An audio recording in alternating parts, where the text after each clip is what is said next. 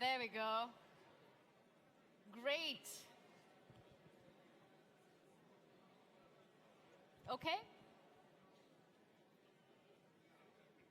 All right. Now that we all know each other, we're all familiar with each other now, so I think it's going to be a fantastic conference. But the task ahead of us is not an easy one. The question that we've been tasked with to answer for the next 2 days is very complex. Looking at the news today, obviously, dw.com, it's easy to ask yourself where we're headed in the world. If the issue of climate is being taken perhaps more seriously by teenagers rather than parliamentarians, if we're in an age where immigrants are openly called murderers, rapists, criminals, this world where it's becoming harder and harder to determine what's real and what's fake. What happens in this world where the power is shifting? In the next 2 days, this is a question that we'll be trying to answer, and I hope we have a lot of fun while we're trying to do it. But first, I'd like to introduce the first entertainers this morning. I saw them rehearsing yesterday. They're very excellent. I mean, it's nothing like I've ever heard before.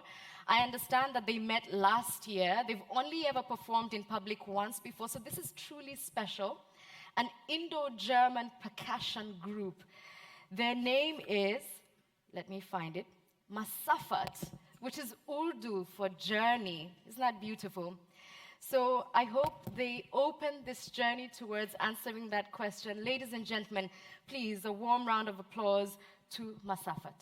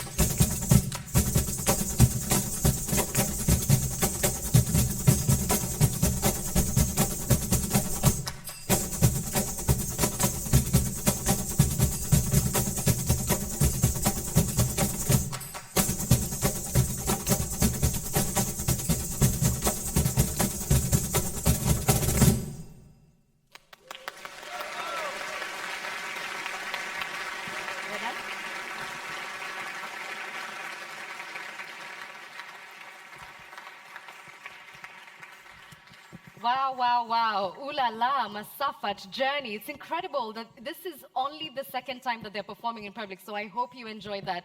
I asked their musical director, Mr. Bernhard Schimpelsberger, what the genre is, and he said it's not really a genre, it's a language, Indian rhythm, and I hope you were conversing with them as they were speaking.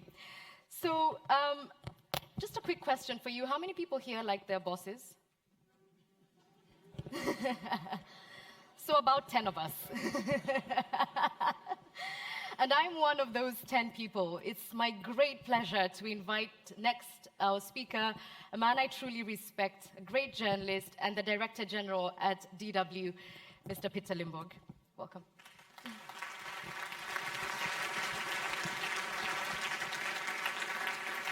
Thank you very much, Edith, and it's great to be here back again all together, because the Global Media Forum is not only an inspiring conference, it's also a meeting of friends, and that's something special. I'd like to welcome you all, especially the Chief of the State Chancellery in North Rhine-Westphalia, Mr. Leminski, Matthias Döpfner, and Peter Klever, who is the head of our board, of our financial board. So, and all the rest of you are also very much welcome. And you might have seen that we have in this this morning session, we'll have one politician. It will come later. It's our president, our federal president.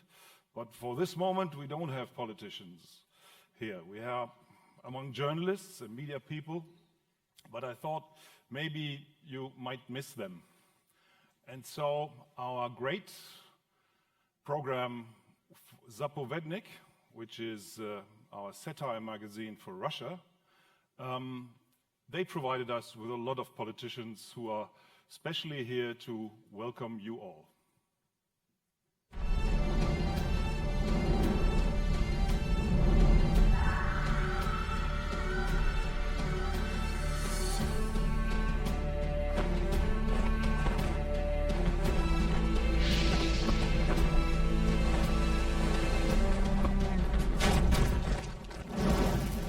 Seven Hells, on behalf of Deutsche Welle and the team of Zapovednik, the political satirical TV show, I'd like, and you know how much this pains me, to welcome you media people and you, my great adoring fans. All hails the king! As the Mad King, I declare any changes in the balance of political power are pure madness.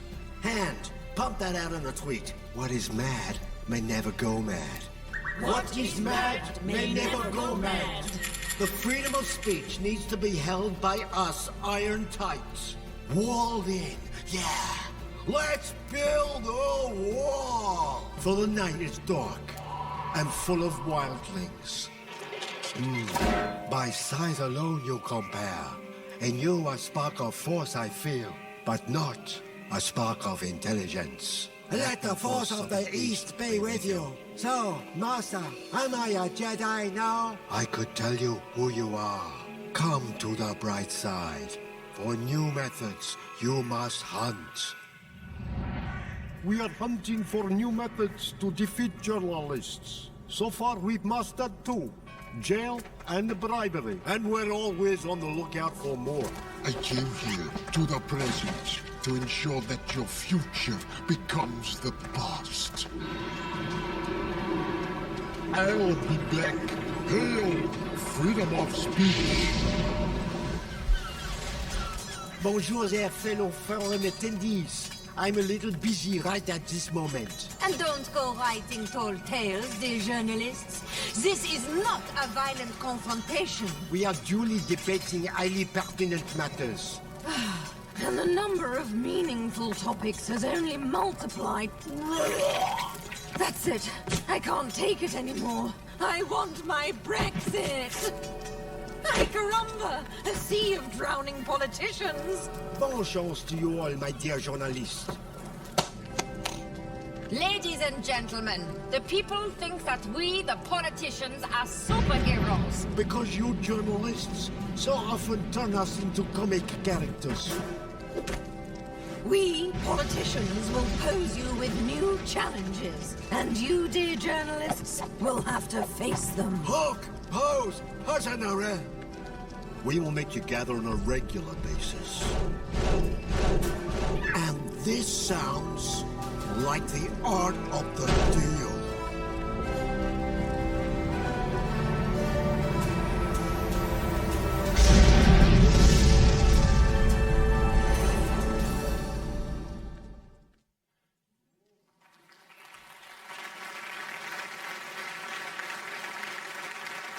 So we choose to make this introduction for this time, but I know there is going to be much more than satire here, and the situation, sometimes it's good to laugh, but we all know that the situation of freedom of press is quite difficult for all of you, or most of you, working around the globe.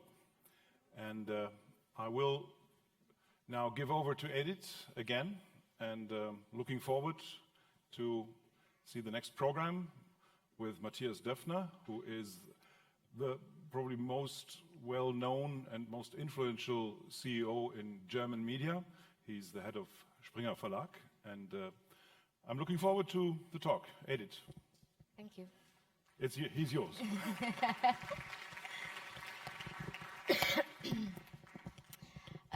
Okay, we're going to have seats here because, as you will see, we have a height differential situation. And the person who is going to be speaking to us is truly an icon, a German business executive and also a journalist himself, currently the CEO of Media Group Axel Springer, and he is the president of the Federation of the German Newspaper Publishers. Ladies and gentlemen, please put your hands together for Herr Döpfner.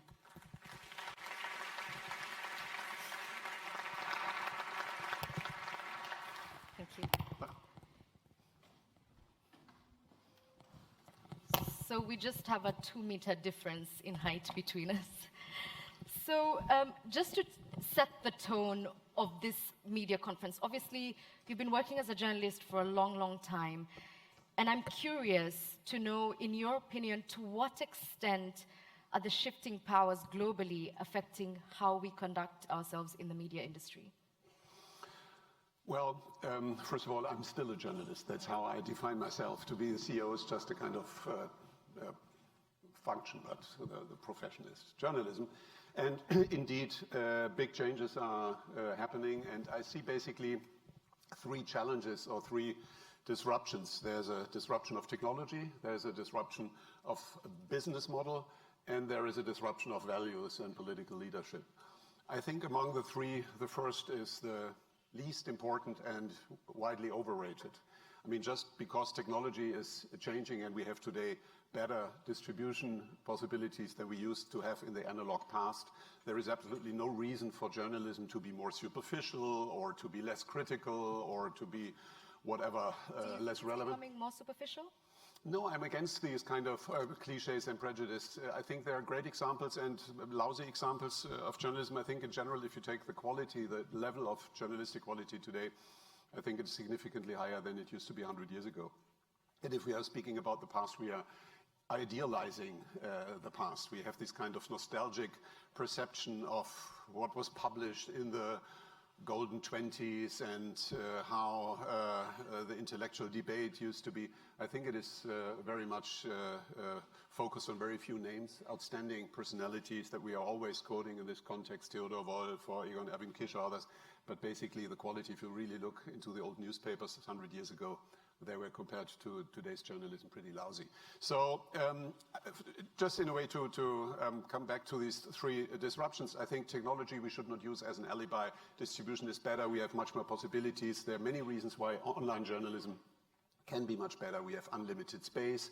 We have total flexibility with regard to deadlines. There is no deadline. So this cliche that we have to be more superficial because there's a competition who is first is just wrong, because you can decide that you want to be the first breaking a news, but you can also decide to reflect much longer and then come up with the most in-depth analysis, and with that have a real competitive advantage. So I really think we should somehow stop this worrying or this kind of criticizing of technological change. It's a big opportunity. We should embrace it. The second challenge is more serious. Through the rise of big platforms that play an incredibly important role and have, in parts, a great business model because they benefit from content that other people produce at high costs, they basically take it for free, and that is true for video content, for music, for creative content, and also for journalism, for news. And the monetization goes to the platforms, and very little is left for the content creators. That is a big, big issue, but I'm also on that front today a lot more optimistic than I used to be, because I think we are about to solve that. There are very constructive talks. The regulator plays a positive role in Brussels, kind of groundbreaking decisions. In the US, also the mindset is changing.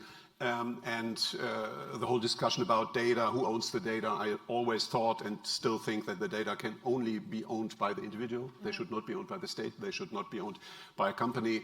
The discussion about privacy, that's all very healthy and leading into the right direction. So I hope that the serious challenge of a kind of not intact business model for journalists is going to improve and is going to be solved in a couple of years. So that leads me to the third disruption and challenge, and this is among the three by far the most important, the most relevant. That is the kind of disruption of values, particularly of centrist values and political leadership, and with that, the decreasing freedom for independent and critical journalists. I mean, if you look to the reports of Freedom House, 13 years in a row, freedom is declining globally. A majority of countries is in unfree systems.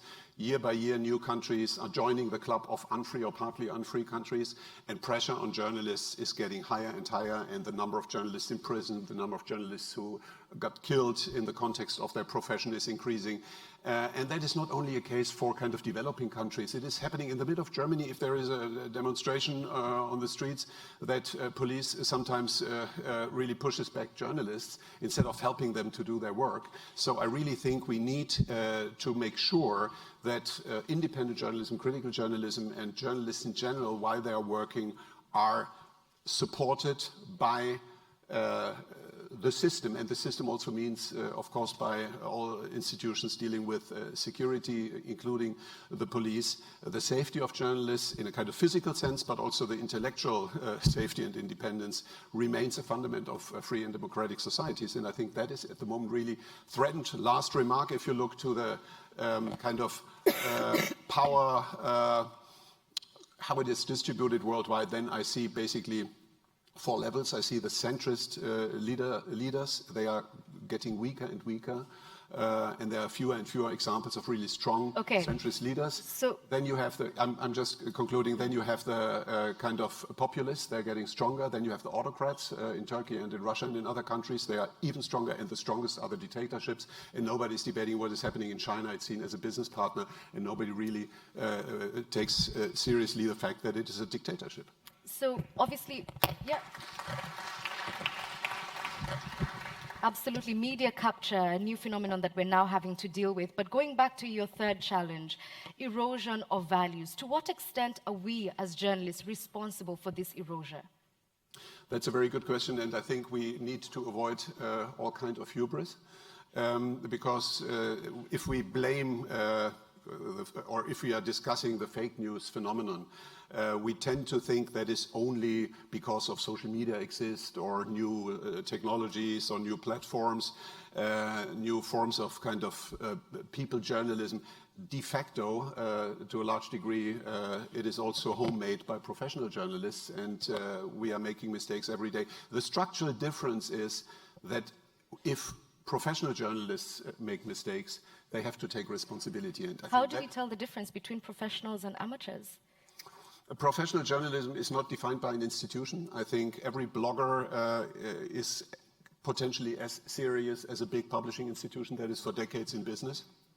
And also here, the hubris that I mentioned is partly given if you have these discussions. We professional journalists and they, the kind of bloggers or the online journalists. If you ask me about the real challenges for traditional publishers and traditional journalists, then I think it's not that much the tech platforms. It is much more the rise of new digital native journalism platforms, which are sometimes called blogs, or which are new startups, But I think there is a kind of new mindset that I see, and also a new definition of quality, which I find very healthy. And we should really embrace that. We should see that as a tremendous opportunity and not as a kind of, I don't know, enemy or something that we have to fight against.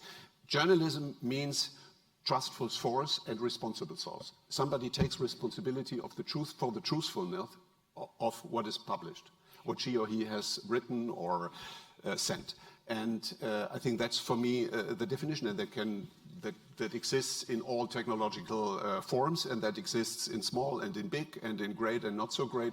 But that is the principle, and that should be defended. And that's the big structural difference to somebody who's spreading rumors or somebody who's spreading kind of propaganda for a political purpose or a company's purpose. So how do we survive, us as professional journalists, in this age where we've become the enemy, where the truth somehow seems to have alternatives?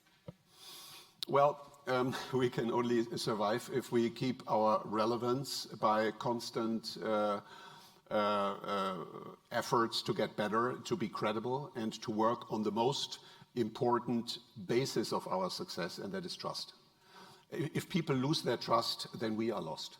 And you could say, if a society as a whole loses trust to anything, to any institution, and to any form of facts, if facts are not something that people agree on, if each person, each institution has its own facts, then I think democracy is going to disappear. It simply cannot exist, because democracy is always based on discussion, on disagreement, but based on certain facts that are a collective given. And if that is not existing because everybody is defining its own facts, and we as journalists being responsible for the truthfulness of what we are doing and publishing, then I think society has a big problem, and we as journalists have an existential problem. But I'm not, I'm describing that. That does not mean that I think it's going to go into that direction. I think, if you'd ask me, am I a little more optimistic or a little more pessimistic? I'm a little more optimistic that it's going into the right direction. I'm glad you said that, because that was the final question, and I was a bit nervous that we would end on a pessimistic note. But it's in our hands. Yeah, we can decide and define it. Agreed. And this conversation is going to continue. This was just an appetizer. I hope you enjoyed that. Herr Doffner, ladies and gentlemen.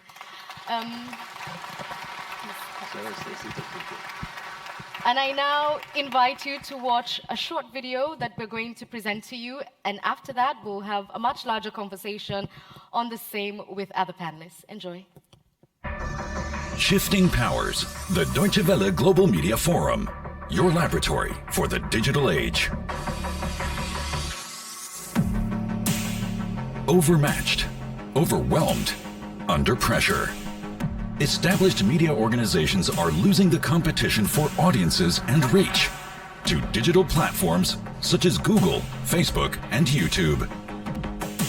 This shift in power has profound consequences for media professionals and journalists. News outlets are still adjusting to the Facebook algorithm change. New digital services are transforming the way journalists work. What risks and opportunities lie ahead? Can journalists make use of these rapid developments? Join our discussion. Who's got the power in the media landscape?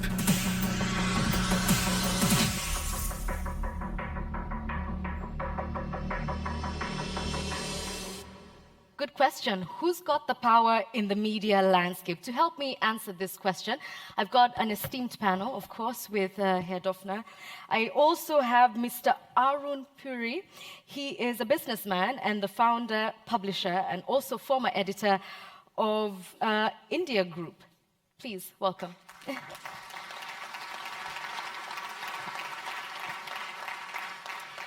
And also joining me is Mr. Jesper Dub. He is the Director of News Partnerships for Europe, the Middle East, and Africa for Facebook. Lots of tough questions for you. Please join us on the panel.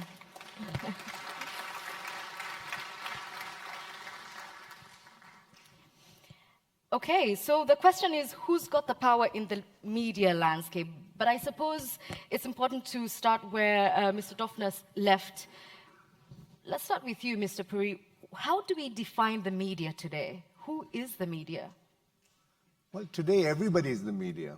As Matthias said, that today you have the ability, technological ability for anybody to spread their message. They can write blogs, they can do videos, put up YouTube channels, be on Facebook. So in that sense, everybody is a media. Is Facebook the media? Facebook, well, this is the big issue, I think, that Facebook and Google must accept the fact that they are publishers and they are not platforms. This is a fundamental difference which I have, which is the fact that if I carry somebody's story in my publication or on my broadcast, I'm still liable for whatever that person says. Now, Google and Facebook take the position that we're just platforms, we're just distributors, we have nothing to do with the content. So I think that's the difference, is Facebook is a publisher, and they must take that responsibility. Let's ask Mr. Du. Are you a media house or are you a tech company?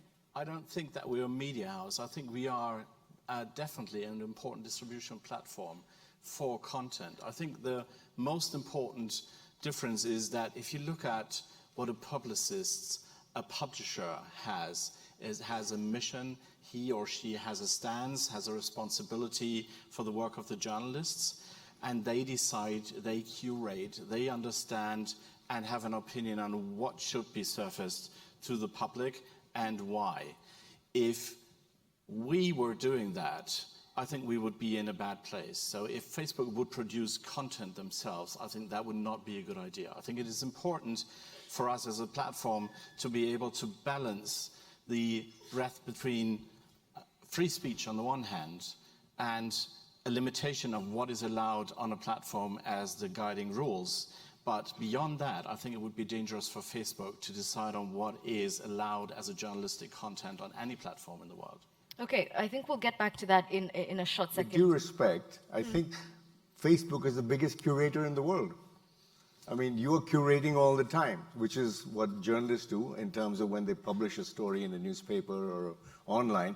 They have a whole lot of stories, they curate them and put them in a platform, in a paper or a broadcast or whatever. So you are a curator and a publisher. Let me try to somehow position myself between the two chairs here, because I tend to think that it is not that easy that you are not a media, but I believe that you try everything not to become a true media in the full sense of the word, which would mean kind of own editorial team, own curation, and with that really produce also original content. If that is the definition, you are not a real media, but no question that Aaron is right, that the political influence and the influence you have with the content that you are publishing and that your algorithm, the man-programmed algorithms are curating in a way that you're playing the role of the media. And here's my point.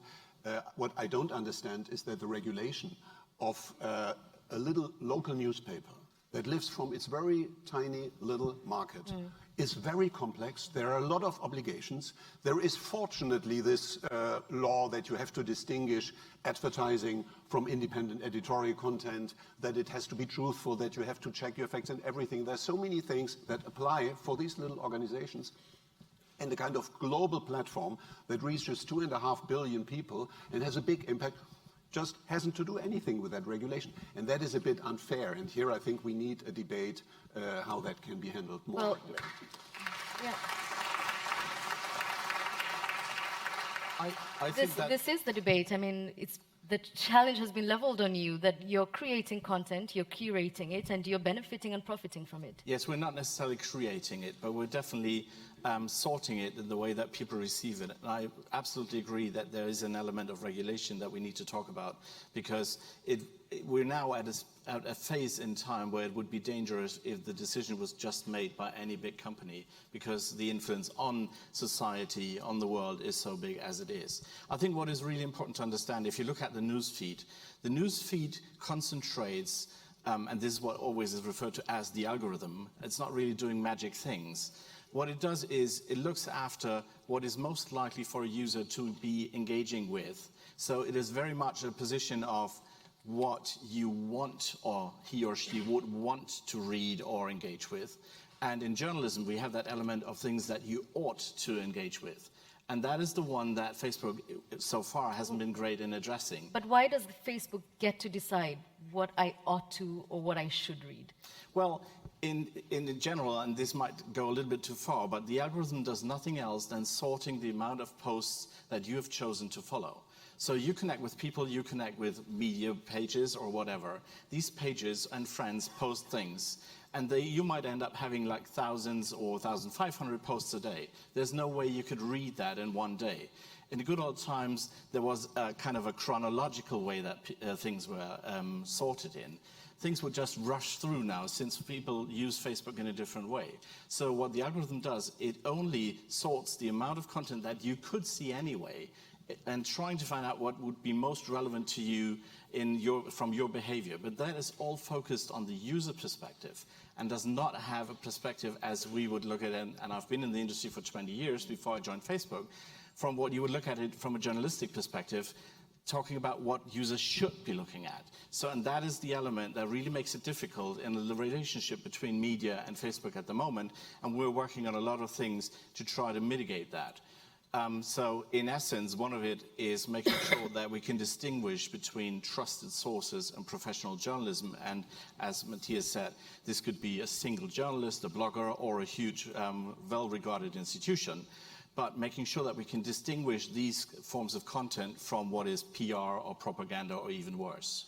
We'll get to the issue of psycho chambers, echo chambers, and silos in just a second. But Mr. Puri, the question here is who's got the power in the media?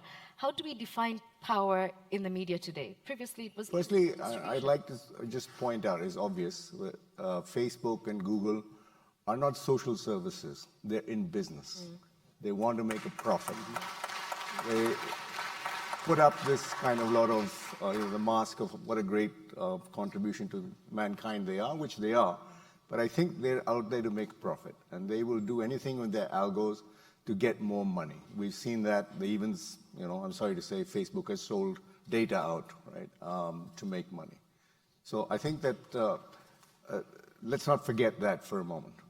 As far as who has the power, I think that these big tech companies have a lot of power. How do we define that power? Well, the power is the power of distribution. Now we find, this is the reality, I know in India, most people, 70% of the people are now receiving their news through Facebook or Google, Google News, right? So this is the channel in which is feeding the people. That gives you power. If people are only listening to what they choose you to give you, then you have the power, because you have the eyeballs. It all comes down to eyeballs, right? From eyeballs you get dollars, and from eyeballs you get data, right? So all that three things which make up this whole equation, they have a large control of. So the power at this moment rests with them in terms of the distribution. But I would also like to say, from a journalistic point of view, there's always the power of a good story. Today what counts is not your name or whatever. If you have a good story which people are interested in, it goes all over the place. And so not to take away from journalism is the fact that they may have the power, but in the end, a good story also has great power. Mr. Döpfner, you are on the board of Netflix and Warner Group. I'm curious to know how you think media trends have changed in the last decade in terms of streaming and what that has done to the quality of journalism. Well, there's nothing negative about streaming as long as there is, as long as it creates revenues and profits. Because I truly think that the whole discussion about independence of journalism, influence of journalism, quality of journalism, it's totally driven by competition. Only if we have a very diverse field of sources and a healthy competition, only in that case there is real journalistic independence and journalistic quality and so on. And the precondition for the plurality and the diversity of competition and of sources and players is driven by a decent business model. And the big change is that in the first phase, most publishers made that mistake totally on their own by just underestimating the internet and saying we use it as a kind of marketing tool for our good old newspapers and good old magazines, not taking into account that they are going to disappear sooner or later and that the digital distribution is the newspaper and the magazine of the future and the TV channel of the future. And by providing it for free, that was the first big mistake. And then, of course, the role of the platforms benefiting from that. We cannot blame them for that. But benefiting from that and establishing a principle of total dependency where today nobody can basically dare to not cooperate with Google or with Facebook or other platforms, that has created this kind of very unhealthy business model. And that is a big power shift. And if we define power by influence, intellectual influence on a society, and if we define power by money with which you can buy new markets and new products and with which you can block competition and innovation, then the power shift is so enormous that we do not have a healthy balance at the moment. But what happens to me if I'm sitting in a rural village in Kenya? I want to have good quality journalism, but I just don't have the money to subscribe to multiple publishers. Well, I think that is an argument which I find misleading, because then you could say it's even worse that you don't have the money to buy bread or to buy other existential goods. In a free society that is based on free markets, products, whether they are physical products or whether they're intellectual products, have a price. And we have to make sure that it is not creating barriers of entry which are discriminating people who are not wealthy. But I think we are so far from that that I don't see that this is not the danger. The real danger is that there are not enough sources because there's not enough incentive to start a content business, a journalistic business. But we have so many elements of content that are still available for free, which was never the case in the analog world. In the analog world, journalistic quality was only available if you paid something. Today you have at least large parts that are available for free, and in the future we'll have at least a relevant part that is going to be available for free or at very, very little low price points. And with that, I think the social aspect, I think it is misleading. It is more a propaganda argument of those who want to make sure that this free model is going to exist because they are the major beneficiaries of it. Few people agreeing, few people disagreeing. How do you feel about that? Will it affect net neutrality? Well, I think it's important to have content that people can have access to for free. This does not mean that journalistic content does not have a value, but maybe the value exchange should be somewhere different. So if you look at your example, maybe we should think about not necessarily trying to get people in areas of the world where they cannot afford the bread or even the basics of it, but still will want access to journalism, to have it for free. But maybe then it's on platforms like Facebook to make sure that publishers who do this and to spread the information for free on services like Facebook can have a decent business model, but not necessarily in the relationship with the reader who accepts it for free, but much more with Facebook. And I think that is one of the issues where media and our platform is struggling with each other, that in the past, I think it's fair to admit that Facebook has not been a great and fair partner for the media industry, especially not a particularly reliable one. So there were times where publishers really loved to be on Facebook because they made a great business out of it. Some of them forgot the journalistic standards and went into clickbaiting and were worse than some of the things we're trying to fight today. But in general, a lot of professional journalists and publishers enjoyed on being on the platform. But since Facebook has changed, for good reasons from a Facebook perspective, this relationship was broken. And I think we need to get back to where there's a fair value exchange between Facebook and the media, especially the journalists, to make sure that when you're on Facebook as a platform or any other of our products, that you can have a fair amount of value against that, having a business relationship, be that a revenue share or whatever model we saying that all of us here could potentially be media. It introduces a challenge of fake news. And I'm quite curious about your market, because India is known to have, rapid spread of fake news, especially via WhatsApp. How do we determine what's real and what's not? Well, I mean, that's a problem everywhere in the world now. India, there's a great spread of smartphones, and the internet has grown enormously in the last few years. And it's actually had a lot of political influence. And the political parties have now realized the power of the internet. In fact, a lot of the elections today, there are now like 500 million, or will be by 2020, about 500 million smartphones in India. So people are getting their information on smartphones. And so the politicians have realized that this is a great power.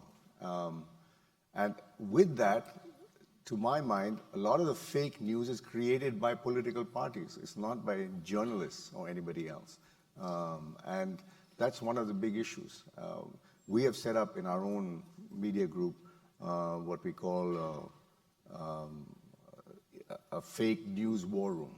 In fact, and we do provide this service to Google and to Facebook. So there are techniques, etc., to find out fake news and to expose them. I think that's the role of traditional media, to actually expose fake news. And there's a tsunami of fake news, actually. I just want to come back to you. Do you think it's unfair to ask Facebook or Google or any of these other tech giants to be the filters of fake news and real news? Well, there's no doubt that we have a responsibility for the content on the platform and make sure that people are kept safe. We are doing this by a whole range of things. One is that we're building up a network of fact checkers who are independent of Facebook, because again, we feel that, and this is not to kind of push the responsibility somewhere, but to make sure that someone who's neutral and is an expert in a certain area decides whether something is fake or not. And this is why we run this partnerships network with fact checkers that we are constantly growing. Another thing is that once a fact checker surfaces a false information, that we inform users about it. So we massively, so if it goes against the regulations, the rules, the community guidelines that we have, we take it down, of course. So if it's hate, if it is violence, it definitely is being taken down. If it is just not right, we inform people that have shared this content, even after they've shared it.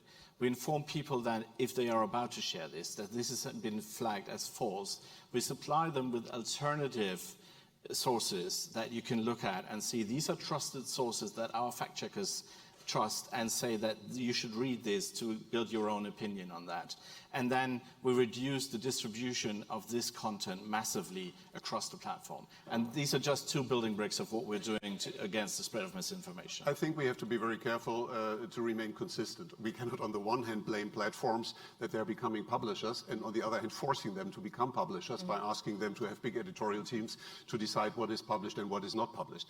But what I do not understand is why there is so much hesitation of some of the platforms to at least make sure that the sources are absolutely easy to identify, that there is no possibility for unidentified sources to spread information in quotation marks, or just propaganda or hate or whatever. And that also in the case that a prosecutor is saying here is something illegal, that it can immediately be taken off, because you know exactly where it comes from and where it is.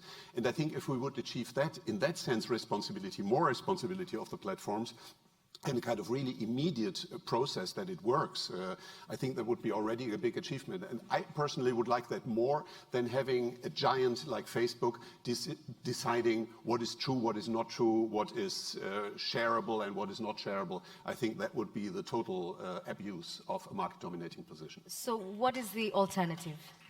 Well, the alternative is to make sure that the legal requirements are given, and that there is absolutely no unidentified posting of kind of hidden identities and so on. There are rumors how many millions of fake identities exist on Facebook. You may know that better, and I don't want to spread wrong numbers, but they are in any case impressively high.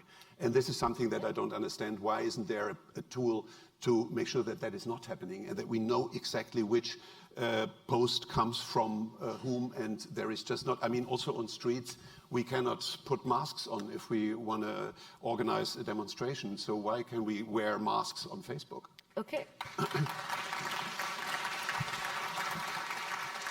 Posing the question to you, is there a tool to identify bots and Yes, there is, and we are doing this constantly. So when you hear numbers, the numbers that you should hear are the ones that we're taking down every day. What are the numbers? We are taking down more than 1 million fake profiles a day. Just because a day, because people spin it up constantly. What we do is we go after what we call coordinated inauthentic behavior. So this is a person who is not a real person. These are networks that are being built up artificially with no real people behind it to try to spread this, and we are identifying these networks, and we've really advanced in doing this by now.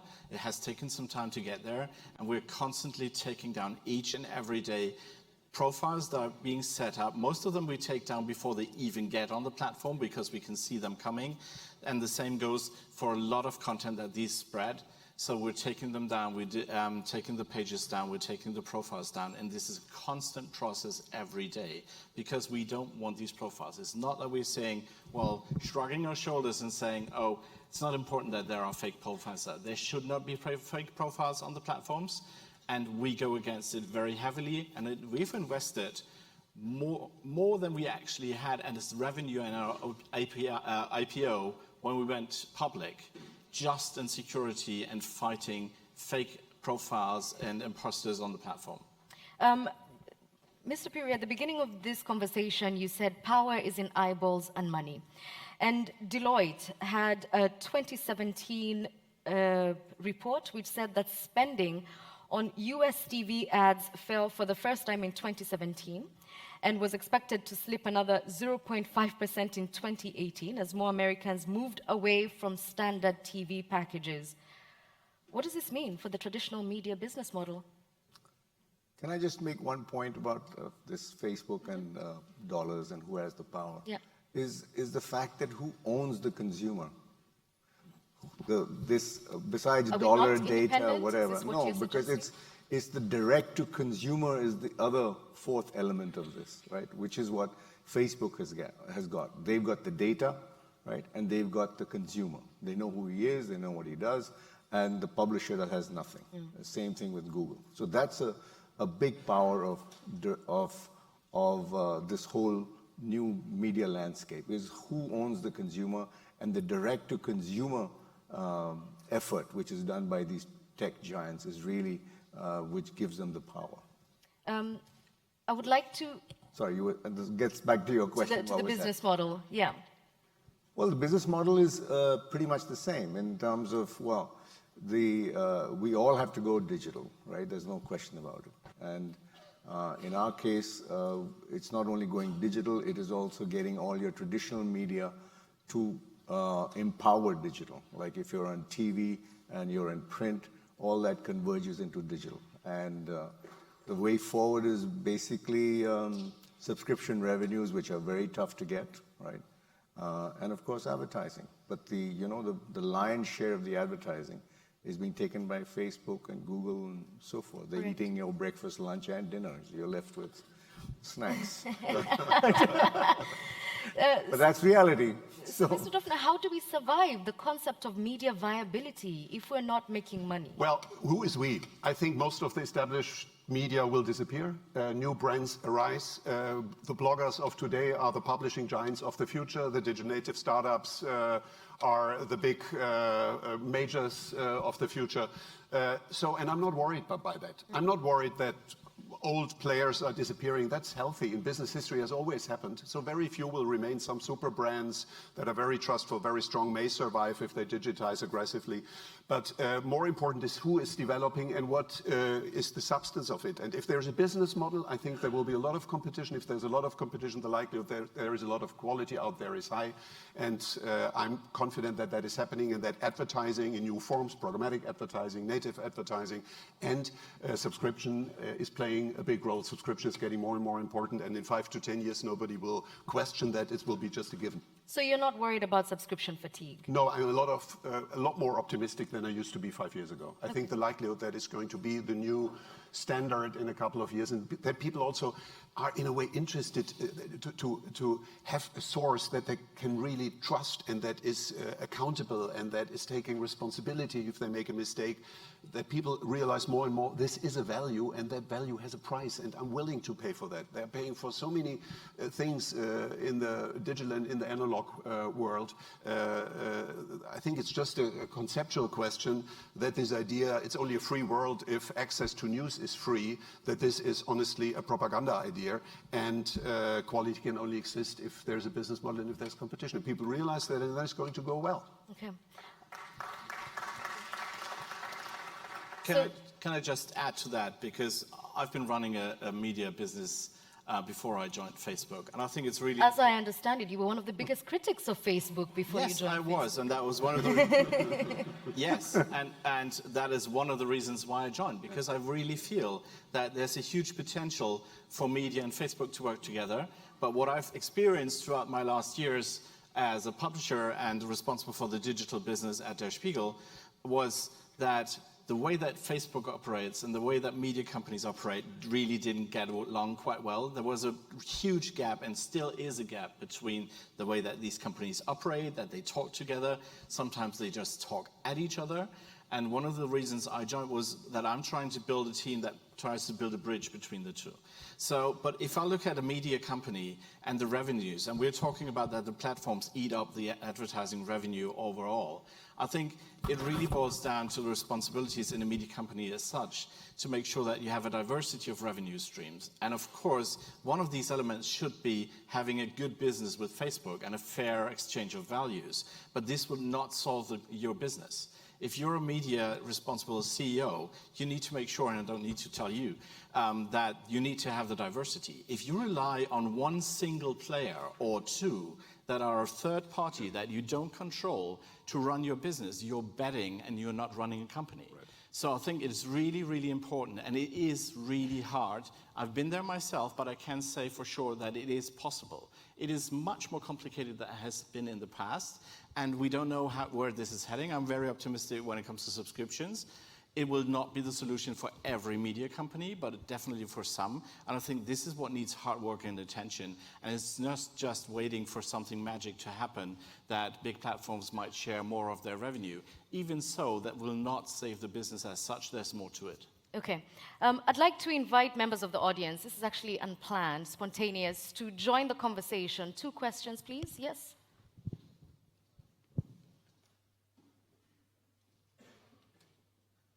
Oh, I think you just need to wait for the microphone. All right, great. I had a different question. I was speaking with Deutsche Welle, but now, based on this conversation, I will bring in another one. I'm very active in Facebook. For last 7 to 8 years, I have worked really hard to promote my own personal information, branding, whatever. Around 40,000 people follows me on Facebook. Now, coming back to the issue of fake news and propaganda, I'm kind of doubtful that who is Facebook to decide fake news and propaganda? Because what is fake news and propaganda for one part of the society that is a valid political position for another part of the society or another part of the globe?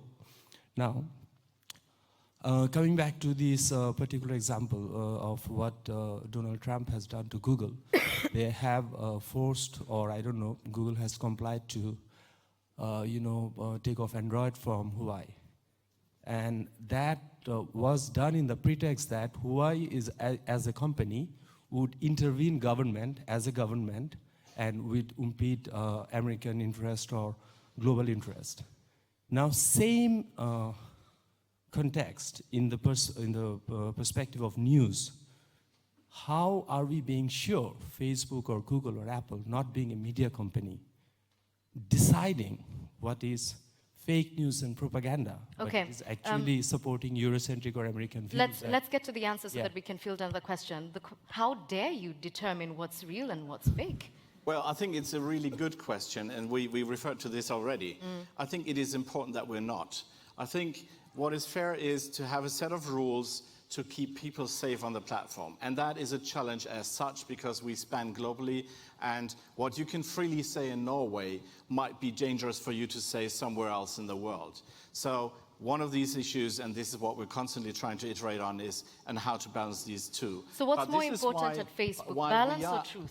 Why we actually are working with external fact checkers. These are not Facebook people. These are experts that we hear, and we do this with academics, we do this with the fact-checking networks, and we do not decide by ourselves what fake news is. What we do is, if we go against a content that is on a platform, it's either violating the community standards, they are open, they're transparent, everyone can download them, they are quite reasonable, and they are debatable for sure. And then when it comes to more challenging questions like fake news or whether something should be considered fake news, this is where the fact checkers come in. Because what they do is we don't take it down if it's not violating the community standards. We let it on the platform and we give you the opportunity to look other opinions and decide for yourself. But this has its limits, and this is why we're very open to regulation when it comes around what is allowed in the public digital discourse and what isn't. But it is nothing that one single company could decide, and I'm really sure that this is nothing that a single country should decide. I'd like to take one more question from this side. Yes? Hello, my name is Steffen Leidl from Deutsche Welle Academy. My question goes directly to Matthias Döpfner. Google and Facebook have become two of the most important funders of journalism. We have the Google News Initiative, we have the Facebook Journalism Project. You as one of the biggest publishing houses, what is your take on that? Do you think media outlets have to use money from Google and Facebook to innovate, or what would you say? Well, it's going to be a short answer, no. I think they should not. We don't take the money from Google or from Facebook because we think that journalism and media brands should not be the recipients of subsidies. They should be part of a healthy business ecosystem. And we work on that. That's why we worked so hard that the copyright reform in Brussels is going to happen as a fundament for a business model. We want to have a business model and we want to make money also from these distributors, but based on a free market economy model and not based on kind of subsidies that you give to a dying breed in order to avoid a political discussion. That's not our understanding. Can I add to that, that we at Facebook, through the Facebook Journalism Project, think about this differently. So we don't think, and I do not think, that handing out a check is going to solve anything. Yeah. It might buy you time, but it's very little time. It's not going to change any of the fundamental challenges that media partners are looking at. So what we are investing in is, we're investing in facilitating exchange amongst peers. We're investing in getting trainers and experts in front of media players, business people in media, or journalists to learn and to exchange successful models. I do not believe in just handing out a check to have someone run a project your boss probably has said no to 2 times. One more question, a brief one, from a lady, possibly? Yes? I'm so sorry, we only have a limited amount of time. Go ahead. You have to wait for the microphone, please.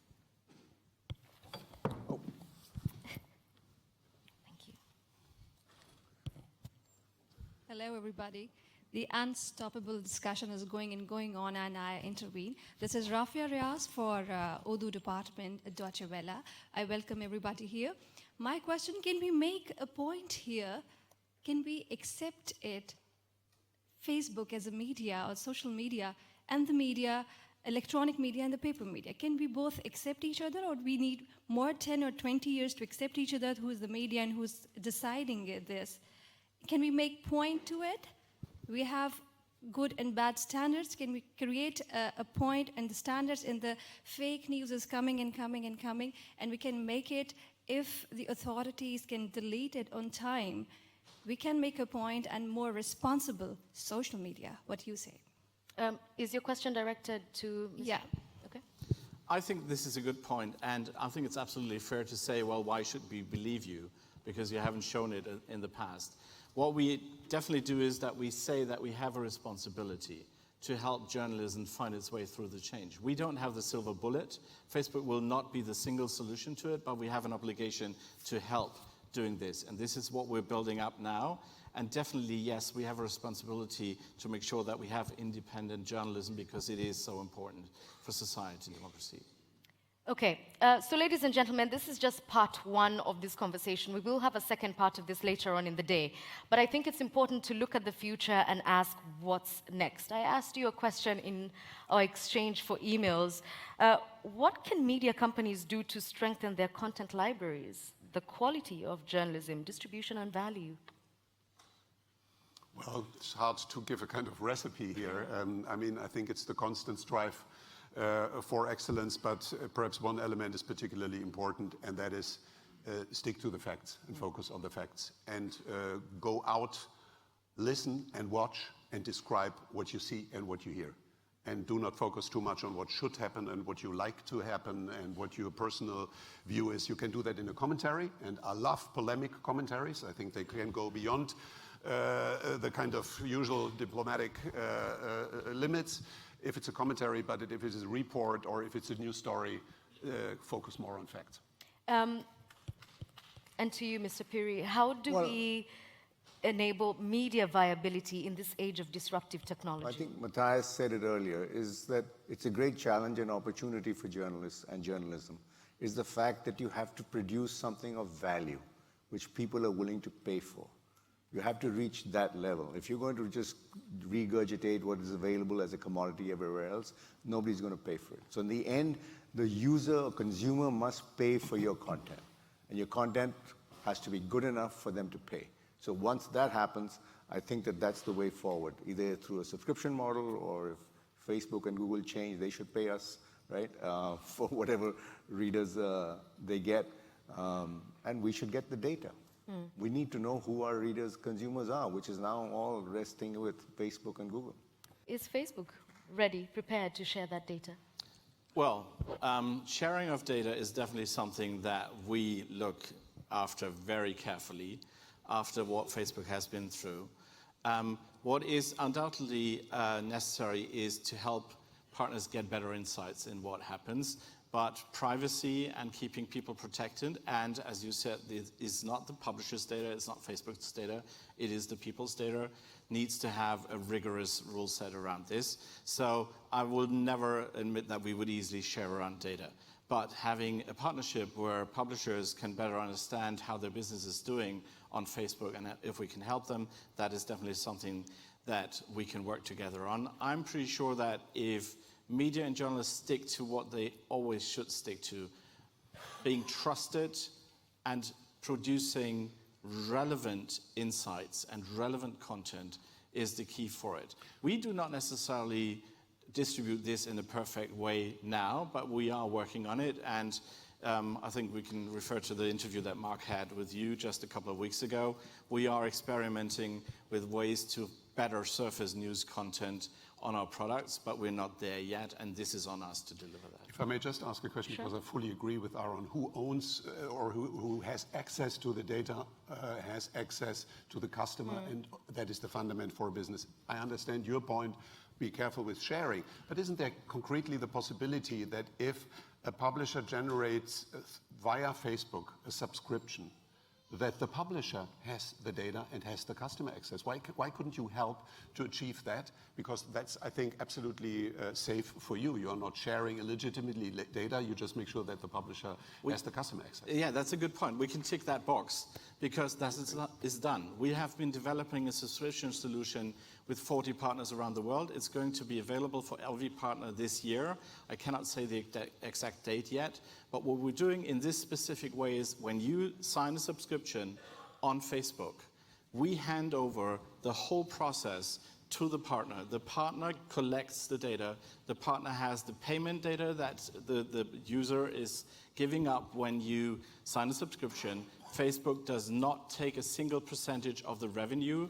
The full relationship, if you generate a subscription through Facebook, goes to the partner. So this is what the industry has asked for, and this is what we built, and it's going to be public this year for every publisher. Gentlemen, we've come to the end of this discussion, and I want to ask you individually what you think the answer is that I posed at the beginning of this debate, as it's been. Who's got the power in the media landscape? The best journalists had and will have the power. Simple. I said that. I agree with Matthias. It's the story. Yeah. People who have the great content are the ones who are going to win. It doesn't matter which way you distribute it. Couldn't agree more. Well, we had 4 minutes and you only took 30 seconds to answer that. Thank you very much. I think that was a fantastic beginning to this forum. Don't you agree? Round of applause to our panelists, please. Thank you. Thank you very much.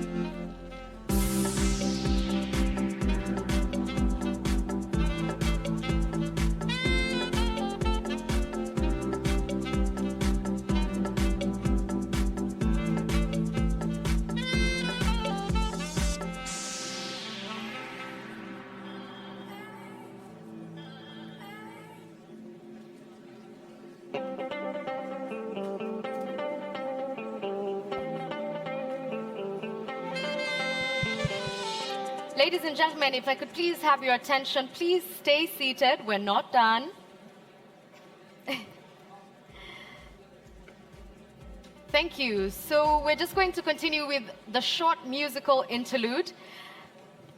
And later on, we're going to have a video conference. So please be patient and enjoy the music, but I ask you to please stay in your seats.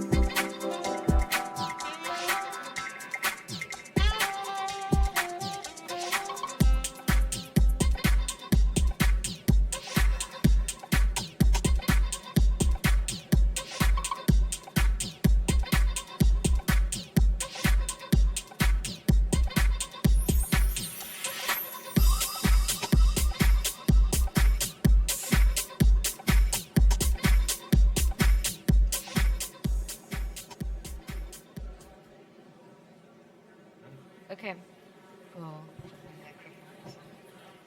So, ladies and gentlemen, it would be very kind if you take your seat. So our guest should be ready in a couple of seconds. Can be sometimes also a couple of minutes, but this is how it works. So it would be very kind if you take your seat and grab the devices to get translation. Und da ist er. Guten Morgen, Herr Bundespräsident. So here it is. Here is his. Good morning, Federal President. Ja, wir freuen uns sehr, dass Pleasure. Teilnehmer des Global Media Forum. So, warm welcome Vielen to Dank. all Wir freuen uns sehr, participants dass of the das hier Global Media geklappt Forum. hat. Und, It's great that it works das now. Motto dieses Global And the Media motto Forums of hier im the alten Global Media Plenarsaal Forum in the old plenary Bonn. room of Sehr in viele Bonn. Zuschauer sind Lots jetzt of hier viewers are versammelt also und, here. das Motto And unseres the Forums motto ist of Shifting our forum Powers, is Shifting verändernde Powers. Machtverhältnisse. Nun hat es gestern And in yesterday Europa eine in demokratische Europe Wahl we gegeben. had democratic elections, die wird auch zu and veränderten this Machtverhältnissen will führen. also Wie ist Ihr lead Fazit to dieser shifting powers. Europawahl? What is the conclusion of this European election? Na klar, Wahlen verändern, verändern No auch sound. Machtverhältnisse The und das interpreters war have to bei dieser Wahl apologize. besonders sichtbar. Aber There's no ich finde, sound in the man booth. muss auch einen fairen Blick auf den Ausgang dieser Wahlen nehmen und zunächst mal sagen, es war insbesondere in Deutschland eine Wahlbeteiligung, wie wir sie seit 25 Jahren bei Europawahlen nicht mehr erlebt haben. Über 61%, die teilgenommen haben. Das mag damit zusammenhängen, dass es diesmal besonders viele gegeben hat, die geworben haben für die Teilnahme an den Wahlen zum Europäischen Parlament. Aber das allein erklärt es nicht. Ich bin mir sicher, die Menschen haben auch wegen der Polarisierung in den Wahlkämpfen und schon der Zeit davor gespürt und viele haben gespürt, wie wichtig Europa für ihr alltägliches Leben ist und dass das, was sie als Errungenschaften tagtäglich genießen, in diesem vereinten Europa auch nicht wieder preisgeben wollen. Immerhin, und das ist nicht wenig, es war eine Wahl, eine Wahlbeteiligung, die Demokratie gestärkt hat und die insgesamt, denke ich, auch ein positives Votum für Europa ist, zumal mit dem Blick auf die deutschen Wahlergebnisse. Was bedeuten diese deutschen What Wahlergebnisse, do die the dazu German geführt haben, dass results zum ersten Mal mean? die bisher Because for the großen first Volksparteien time, the nicht mehr die big Mehrheit popular repräsentieren der parties Wähler? do not Was bedeutet represent das für anymore the Deutschland? majority of voters. So what does it mean for Germany? Das ist eine So Entwicklung, die this wir is a in anderen development europäischen which we Staaten already schon have gesehen seen haben in und, other insbesondere, European das haben countries auch die and ersten especially Analysen the nach first dem Ende des analysis Wahltages after the gestern day der yesterday Parteivorsitzenden we zutage saw this gefördert, and war es insbesondere so it was die especially the Dominanz dominance eines Themas, of das one auch die topic Wahlkämpfe which die also Wahlvorbereitung in then Deutschland coined, bestimmt for hat. example, Das the war das electoral Thema campaigns. Klimaschutz, This was climate das, ein protection, dominierendes which Thema was hier a in den dominating Wahlkampfauseinandersetzungen war. topic in Aber Germany jetzt in gilt, the Europa hat electoral gewählt. campaigns. But now Es kommen Europe Aufgaben has auf Europa elected, zu. Es has sind jetzt in voted. den We nächsten have Wochen now und tasks Monaten here ahead of Spitzenpositionen us. zu In the besetzen, next nicht nur den months, weeks and Präsidenten months, des we Europäischen have Parlaments, also, sondern for auch example, den to der elect Kommission, top den des positions, Europäischen not only the Rates, President, den hohen the European Repräsentanten für Außen- und Sicherheitspolitik Parliament, but und, also the die Commission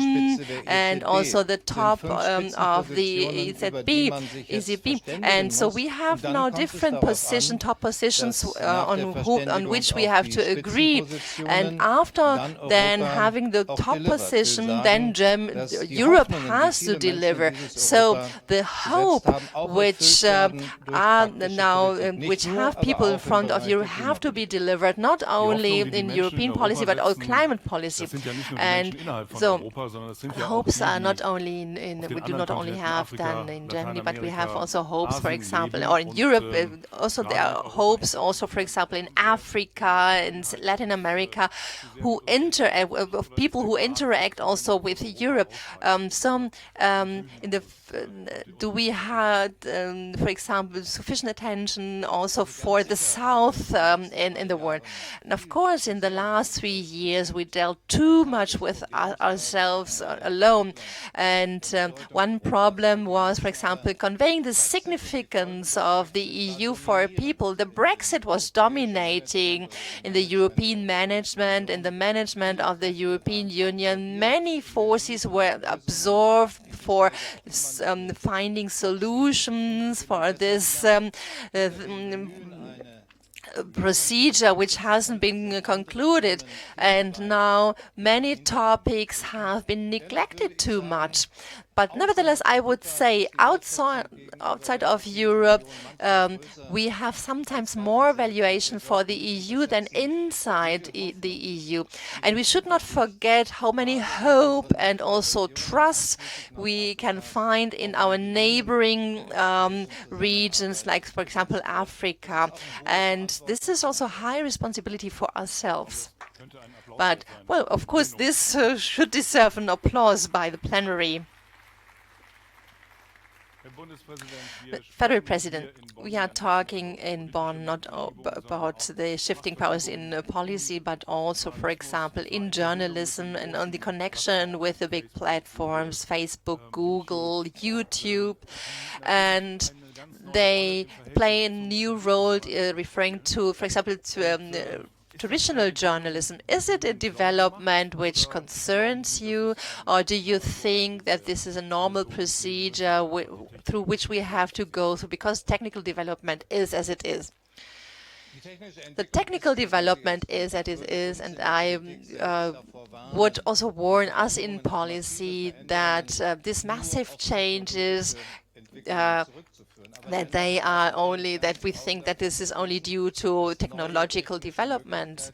And so, of course, new technology changes communication, for example, daily communication, but also political communication. The influence of social media has increased, and the share of population which gets only information from the internet, from the social media, is higher now. And the traditional media see this are affected to this, but also the classical broadcasting companies who are also fighting for the interests of viewers also see this and feel this. And of course, then therefore, the developments which will be then dominant in the future will have also consequences for the media. And this concerns me sometimes. For example, if I listen to the tonality, and the tone is rougher than in the social media and merciless, and there's nothing between black and white, there's no compromise also in the mindset, and those who have another opinion and who have other arguments are often blamed as enemy, and these are different mindsets which concern me. But for example, also it's also about other things here. Some days ago we had a big congress in Berlin about the future of social media, and I said there we are talking often about the digitalization of the democracy, which is necessary, but we are not talking sufficiently about what is necessary, and democratization of the digital, so to say. If it stays as it is, that only few platforms dominate the global information market, then indeed it's a danger for democracy. The other way round, for the platforms through which a big share of information goes, it's also a huge responsibility to really then also meet their, come up to their responsibilities, so to say. So there's again applause without asking for it. So the requests are then, for example, there are more and more requests that to regulate these platforms more. And how can it be done without, for example, executing censorship or even then just passing it over to the consumers? So what solution could you find?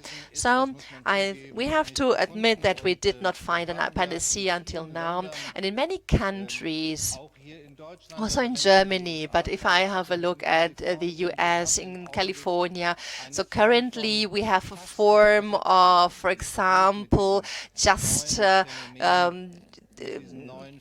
legislation which is trying to deal with this phenomenon without finding then final solutions. And of course, we have to then, for example, then base our efforts under the concept of freedom.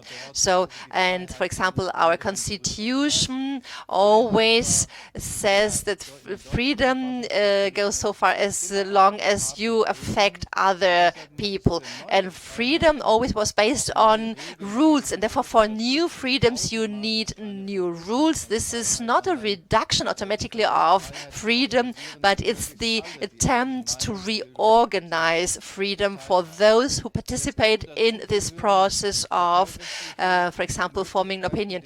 And in the past, for example, we had antitrust possibilities. It was also used, for example, by the European Commission. We need also solutions referring to data privacy. And above all, and this is also the most important thing to me in my statements, public statements, we have also to make sure that the origin of information can be clarified without any doubt, and that we can make the clear attribution here. And of course, we need now legislation. We are lacking behind there. We will also talk about freedom of press. It's now more under pressure than 20 years ago. Autocrats are now just trying to oppress freedom of press. And does Germany do enough in order to just also advocate for the freedom of press?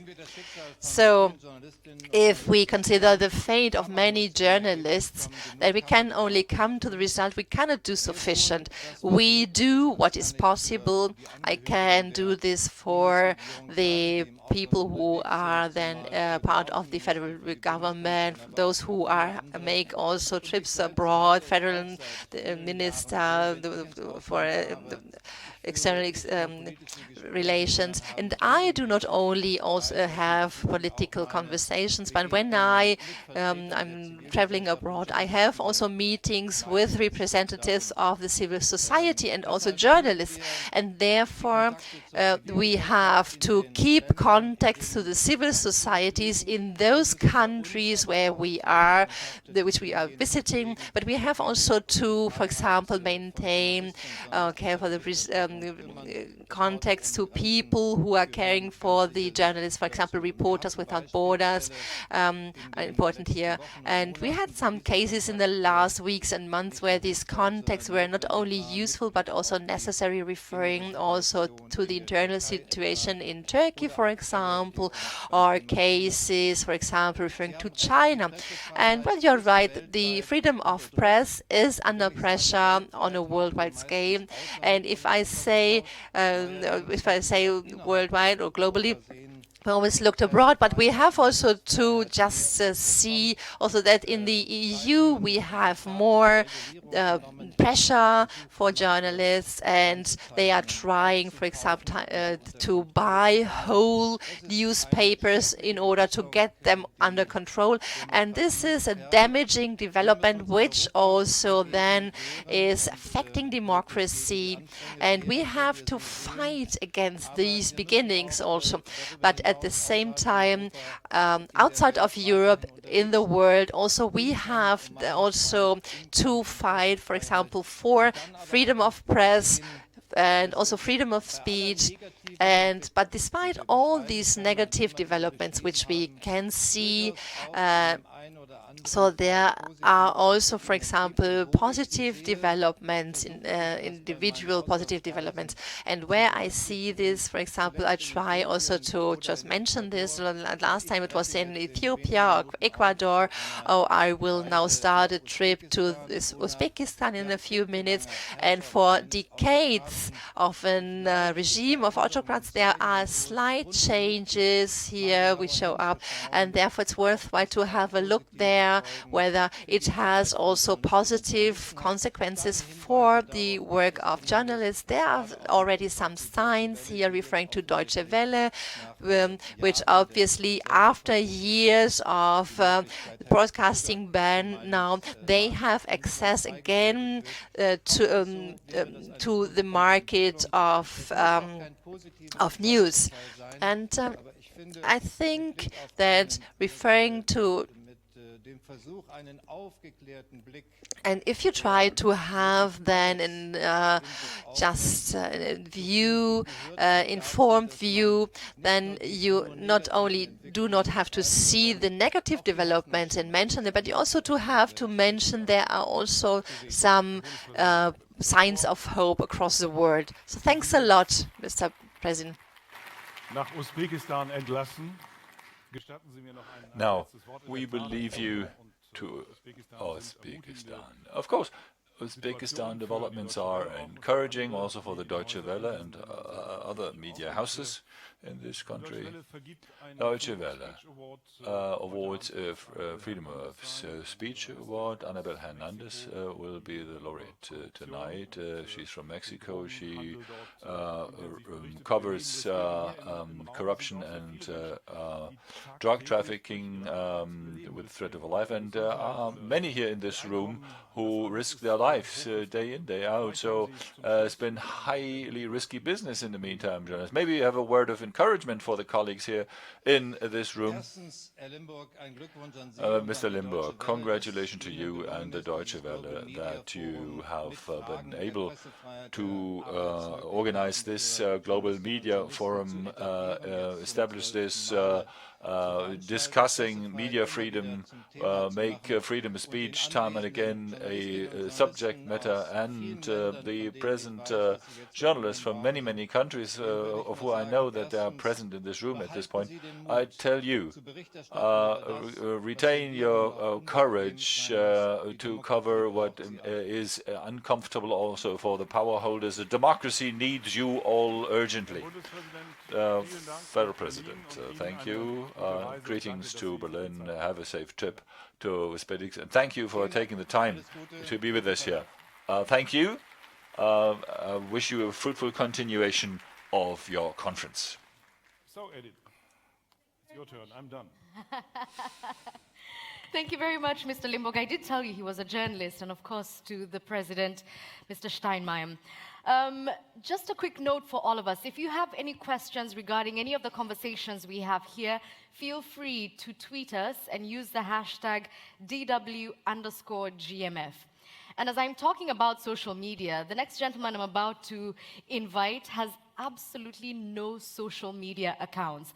In fact, he has 10 arguments for deleting your social media accounts right now. Right now.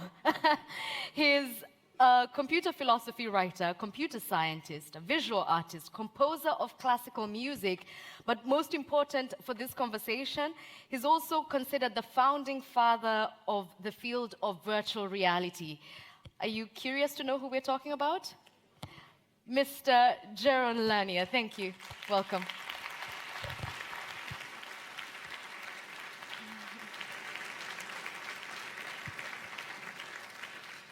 Hello, thank you so much for having me here.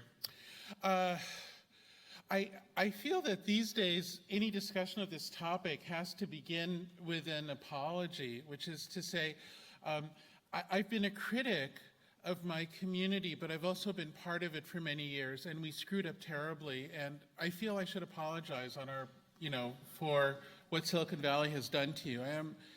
We really did screw up, and I'm sorry. At this point, though, what I wish to do is to try to bring you a perspective of someone who's still part of Silicon Valley. It is still my community. I still love it, even though it's done horrible things lately. And I'd like to try to bring as much constructive perspective as I can. So we've been going through a series of waves of different interpretations of why things seem to have gone so badly lately. Why is there suddenly a wave of a sort of angry, childlike, stupid anti-reality politics all over the world in countries that otherwise have nothing to do with each other? Sweden and Brazil have nothing in common except for Facebook and Google and a rise in politics that I personally find abhorrent. I've been present during elections in both places, and I think there are many factors going on. The world is multifactorial. Computer systems, whether we call them social media or search or video streaming, whatever they are, they can't insert new things into the human soul. They can only emphasize and organize. They can only agitate, but they cannot create what is inside of us. All of the things that come out were there. They just were more balanced before. So we've seen this great unbalancing. So we've seen these waves of explanations. For a while, the problem was privacy and oversharing, and that led to the GDPR. That didn't solve it. Lately, the idea is that fake news is the problem, and it certainly is a horrible problem. Facebook just shared a horrible a faked video that showed Nancy Pelosi, probably the most important figure to balance Donald Trump in the United States, as if she were an imbecile. But this was fake, and this just happened in recent days, and it's still happening. So, what I wish to present to you is my current best understanding of what I really think the problem is and how to really fix it, which is different from the waves, and I hope you'll consider it, and maybe this would be a worthy experiment. So, to begin with, I want to say a little bit about how things go wrong within social media systems, and I'll use that term very broadly to include services like YouTube. So here is the deal. These businesses have a kind of a prime directive to drive what's called engagement, to drive what's called persuasion. Those are the two terms we use. And virtually all of their money is made from advertisers. Now, engagement obviously means getting people to participate more and more. I prefer to use the term behavioral addiction because I think that that refers to a body of scientific research that's directly applicable and is directly used knowingly by the designers of these systems. So I'd prefer to say addiction, and I'd prefer to say behavior modification, because the systems directly draw on the behaviorist field of science that has studied techniques for altering human behavior patterns for many years. Now, the thing is, in traditional behaviorism, you have a person or a creature in a Skinner box, and you give them, say, candy or electric shocks to try to modify their behavior. Candy to reinforce the behavior you want, and electric shocks to dissuade the behavior you do not want. In the case of an online system, we do not yet have that. We might someday. We might someday have the phone shock you and have a drone on top drop candy on you. I can believe that that would happen. Amazon's almost there, I think. But so far, instead, we have to use symbolic means to create punishment and reward. The punishment and reward is often in the form of, let us say, being liked or being made viral for a moment as a reward. The way we talk about that in Silicon Valley is we call it a dopamine hit, which is not strictly technically accurate, but that's what we say. The way that you're punished is by being ignored or ostracized. And people bounce back and forth between these experiences when they use the systems. Now, the thing is, there's nobody sitting in a cubicle in Mountain View or in Menlo Park, California, where Google and Facebook are based, or anywhere else, who's sitting there watching you and saying, oh yeah, let's punish this person, let's reward that person. What there are, of course, is algorithms that direct information. And the algorithms, here I'll tell you the biggest piece of dirty laundry we have, our biggest secret. It's the algorithms aren't really that good. We're constantly publicizing that AI is amazing and will surpass human intelligence, but the truth is they're not. The algorithms are still quite crude. They only barely work, but they do barely work. They can slightly addict people and slightly influence them. But the question is, how do they work? And the way they work is they have to detect some response in the person in order to direct the stream of experiences the person is having in order to achieve the commercial goals of whatever company it is. So the algorithms are not very good, and they have to detect a change in the person's behavior. So what that suggests is that they'll be better at detecting those behavior changes that are more fundamental, more primal, more dramatic.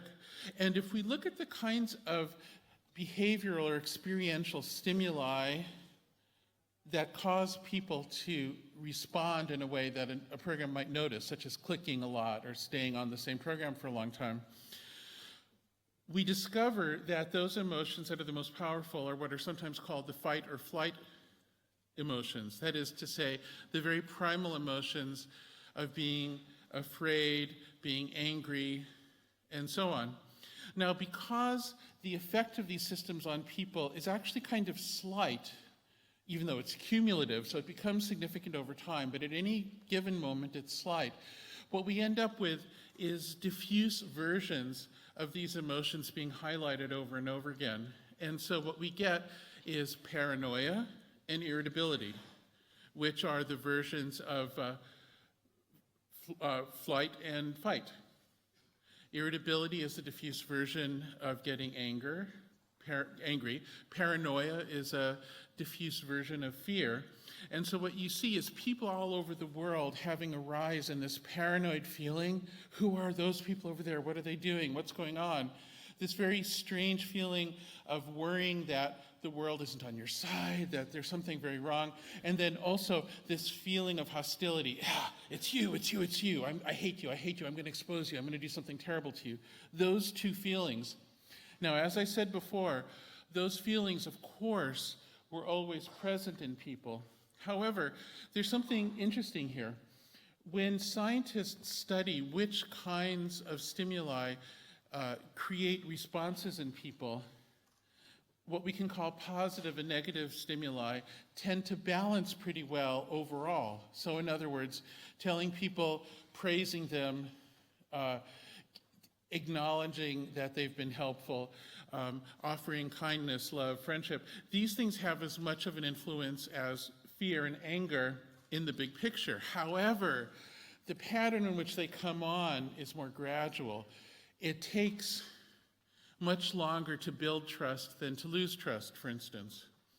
So the algorithms pick up on the negative ones and they accentuate that side of humanity, whereas normally it would be more in balance.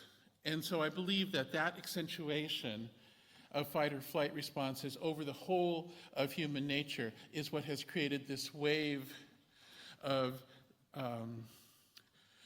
fear and anger-based politics all over the world, and what has started to detach us from reality. So then, if you, and I can give you many specific examples of how this plays out. For instance, in the United States, there was a movement called Black Lives Matter, which was a largely online movement to try to highlight instances in which people with dark skin were killed by police for no apparent reason. What's interesting about that is all the data that the supporters of Black Lives Matter entered into the systems, all the videos they uploaded, all of the texts, all of the things they did online, were given to algorithms, and those algorithms don't understand what Black Lives Matter is. They know nothing. All the algorithms can do is statistically take that data and move it around to different people and see when they get a response. and the response they can detect the most easily is anger and fear. So therefore, what the algorithms ended up doing, without anybody intending for this to happen, is ended up identifying all of the most racist and horrible people in our society back in America and introducing them to each other and creating a resurgence of the Ku Klux Klan and the neo-Nazi movement, which then ended up actually being more intense because the social media platforms were better at channeling it. So in other words, you take something that's well-intentioned and it turns to garbage because of the way the algorithms work. And yes, I'm looking at you periodically. All right, so how do we fix it? What is a positive approach to this? Well, here, I want to look back at the history of successful societies, and I'm particularly interested in the observations of those thinkers who've tried to understand how societies become stable and reasonably reasonably productive and friendly democracies. How does that happen? I'm thinking of writers like de Tocqueville, who studied the United States at one point, Hannah Arendt, who you might be familiar with, who looked at how democracies fall and how fascism rises. And I find a common theme that emerges from people who have observed societies and with this question in mind, which is that civility and quality in education, in journalism, in society, these things neither come from the mob nor from a central authoritarianism. Instead, they are supported by intermediate scale organizations like the press, like universities, like unions, like clubs, like professional societies, like amateur interest groups. All of these intermediate scale groups are ultimately where quality lives. This is a very important observation. Let us say that you take a particular newspaper that has achieved a reputation for high quality news. The government does not enforce that its news be high quality. What enforces it is the need to protect its brand combined with a sense of duty on the part of the people who are part of it, and how they reinforce each other, and how they have a dialogue with their readers that reinforces the identity of the newspaper. Now, this is a very interesting observation. We tend to fall into this trap whenever we think of how digital systems interface with the world, where we're either talking about this behemoth, the giant platform that's transnational and runs everything and makes all the money, or the individuals who are these people who deserve freedom of expression. And somehow between those two, there's nobody left to take responsibility. We don't want Facebook to become the arbiter of our speech, but we don't want the government to pound down on an individual for lying online, so there's nobody left to be responsible. So obviously, the place to find responsibility is with these middle-sized organizations. Now, it's the middle-sized organizations that have been consistently weakened as the digital behemoths have gotten stronger and stronger. The early Facebook slogan of move fast and break things was particularly aimed at all of the medium-sized organizations, period. My friend Peter Thiel, one of the earliest investors and participants in Facebook, pays people to drop out of college because who needs college? We have the internet, we have the tech companies. We have this feeling that nothing else is needed, we'll just trash it all, it's just us. Okay, so how do we fix it? I propose that we, instead of trying to regulate content, instead of trying to regulate privacy, and indeed even perhaps there's reasons for antitrust, but I don't think antitrust solves it necessarily. I think what we should do is we should create legislation to strengthen these in-between bodies. And I want to propose that we call them MIDs. That's the term we've been using in some of the circles who are studying this. It stands for Mediator of Individual Data. A MID would be an organization that's not too hard to start, but it would be regulated. Anybody could start a MID. MIDs would self-govern. Each MID would determine its own rules of governance. The government would have certain responsibilities to MIDs. One very crucial one is that it would make sure that anyone can conduct a financial transaction with a MID with zero effort. And this is a very, very important point. Right now, to enter your credit card online and to create a new password, might not seem like a lot of work, but in fact it is. Once you start having multiple accounts, it starts to become a cognitive burden. Furthermore, it opens you up to identity theft and other dangers, and people just don't do it. People just don't start new accounts easily. They don't because they just don't have the cognitive ability to understand them. So therefore, what's urgent, what's absolutely urgent, is there has to be a way for people to conduct transactions between each other without it going through any particular digital behemoth, be it Facebook's new global coin or PayPal or anything. The government must create that. We should have gotten that right, and it should have been built into the internet, and I'm really sorry we screwed that up. I remember when we were formulating the internet, I was there, and we had these meetings about it, and the idea was to make it absolutely as bare bones as possible to create room for private industry, but we just created monopolies. And I remember even saying to Al Gore, who was the principal political driver of it at the time, we're just creating this gift of trillions of dollars to persons unknown because these things will become network effect monopolies. And it's like, well, now we know who the beneficiaries are. But government must intervene and undo the mistake we made and create very easy payments. However, the payments should not be between individuals. They should always involve a MID. Now, why is that? One reason is very simple. Let me talk about another problem that I believe also has an interaction with the problems that's under discussion here, because this is a very big topic that encompasses almost everything in our lives.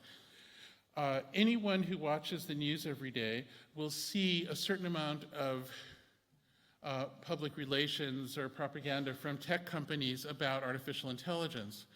And the typical story is artificial intelligence just did this thing, a robot just did this other thing, people aren't special anymore, we will surpass people with our programs.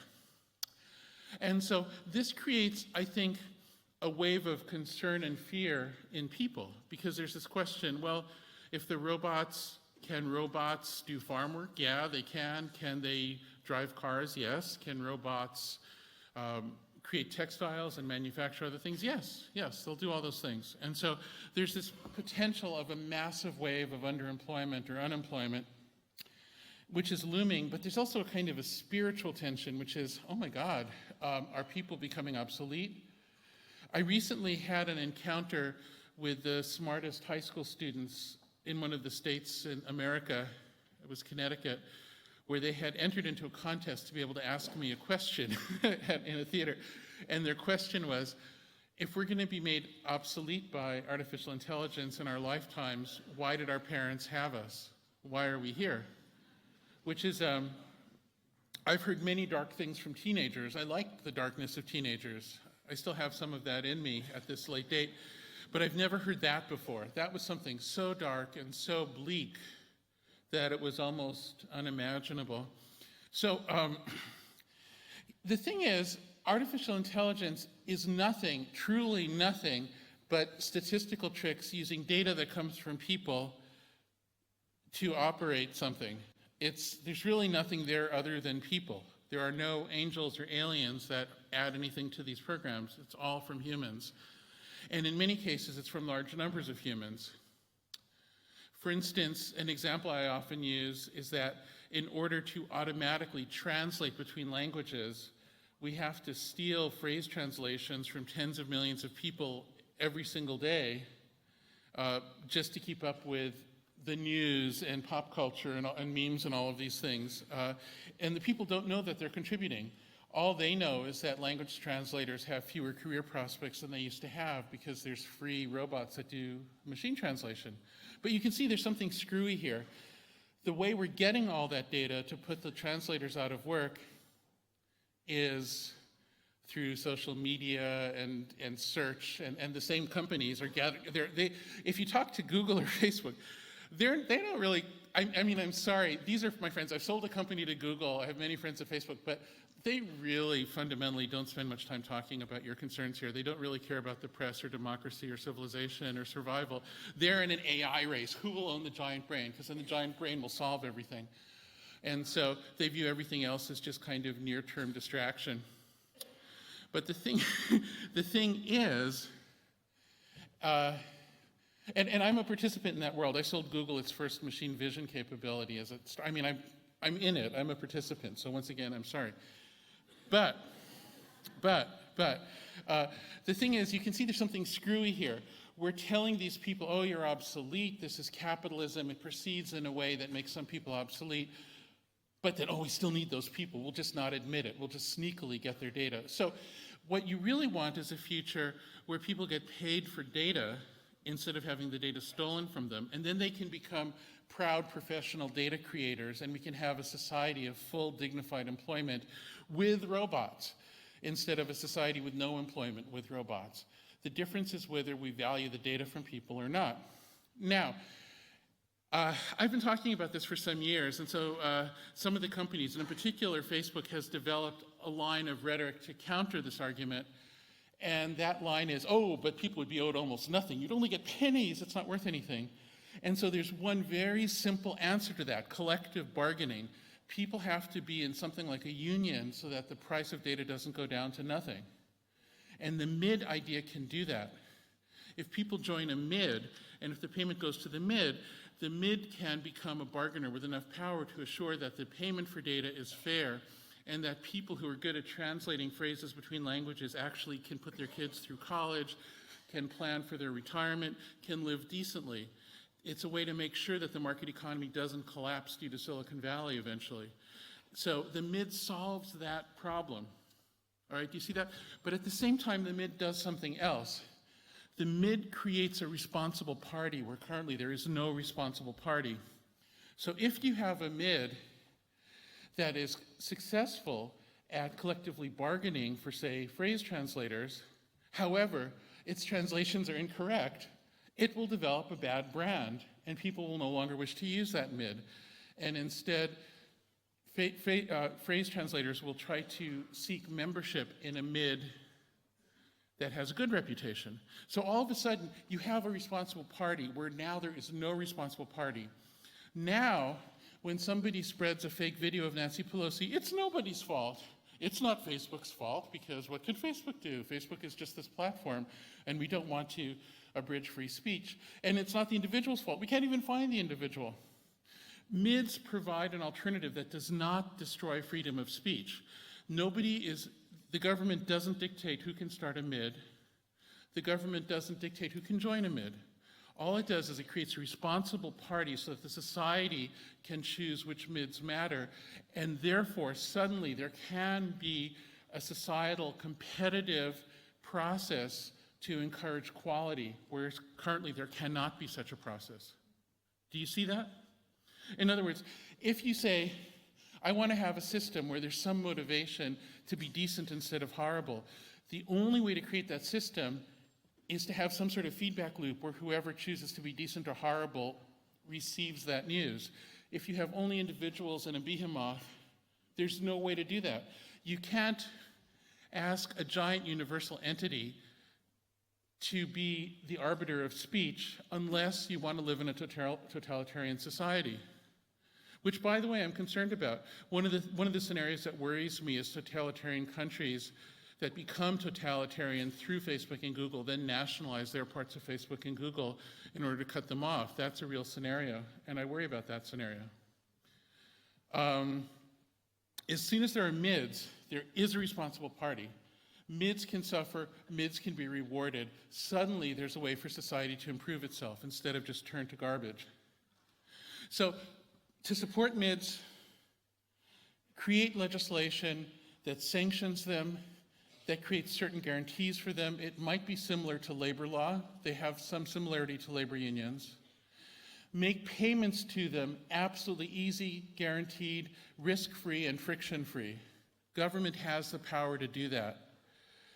Then what will happen? So what happens to poor Facebook and Google? Are they challenged and destroyed? No.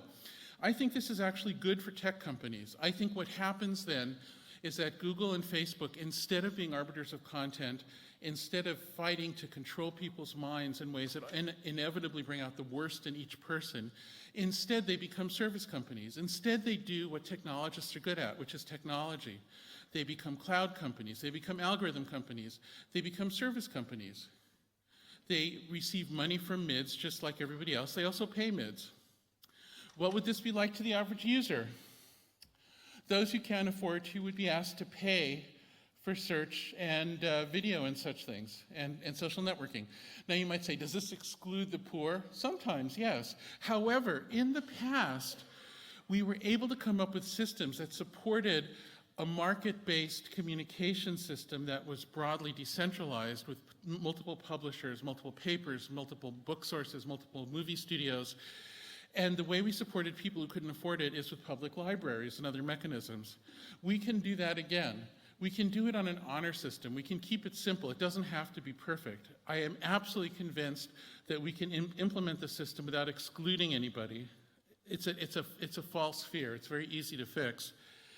I want to point out that when market forces come into being, sometimes they do harm, but sometimes they do good. For instance, while not all of us might agree that everything on Netflix is wonderful, the truth is that people like it better than a lot of other streaming video content.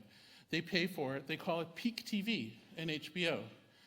I'm personally not that into dragons and bodices, but apparently many people are, and that's great. And I'm very happy that it has found a market. I'm speaking of HBO here and Game of Thrones.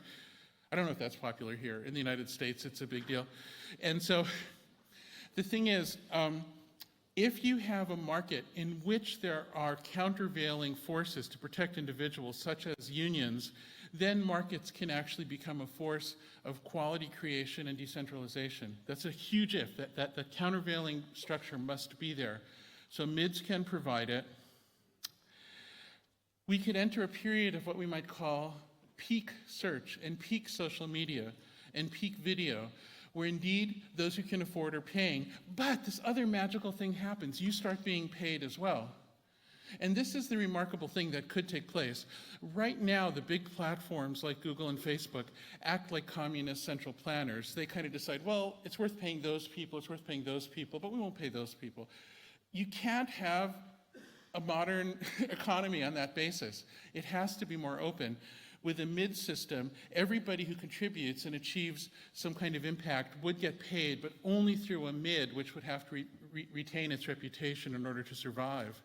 This is a system that can preserve freedom of speech, can encourage quality, can preserve democracy, and can also counteract the threat of lost employment due to automation. It can solve many problems, and it's completely similar to the system from before the internet that functioned in the same way. It's very similar to universities and papers and labor unions and other non-governmental organizations, which used to be the structure that created a decent society. A lot of those structures are too weakened to save. Hopefully not all the newspapers, but many of them are gone already. In the United States, the local ones are essentially destroyed. What we have to do is create new ones, new high-tech ones, new ones that really work with the internet. So, with that, I shall conclude, and I very much appreciate your having me here.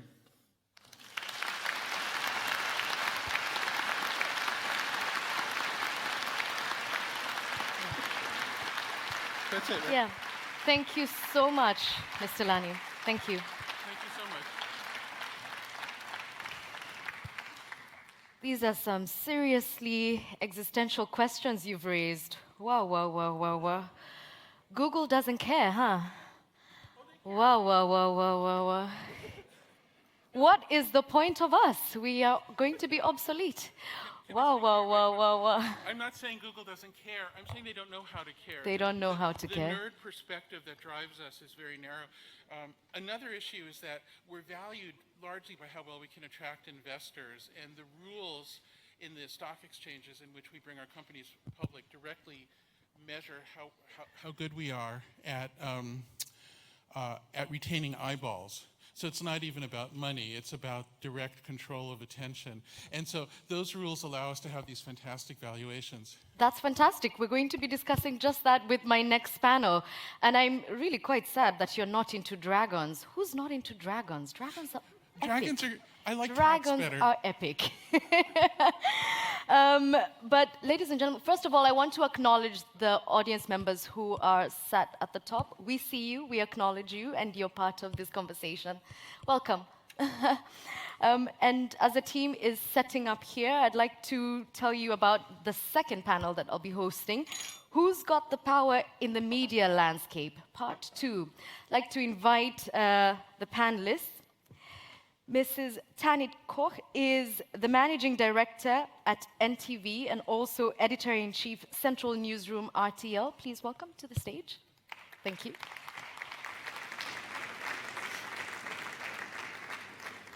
We've also got, please sit there.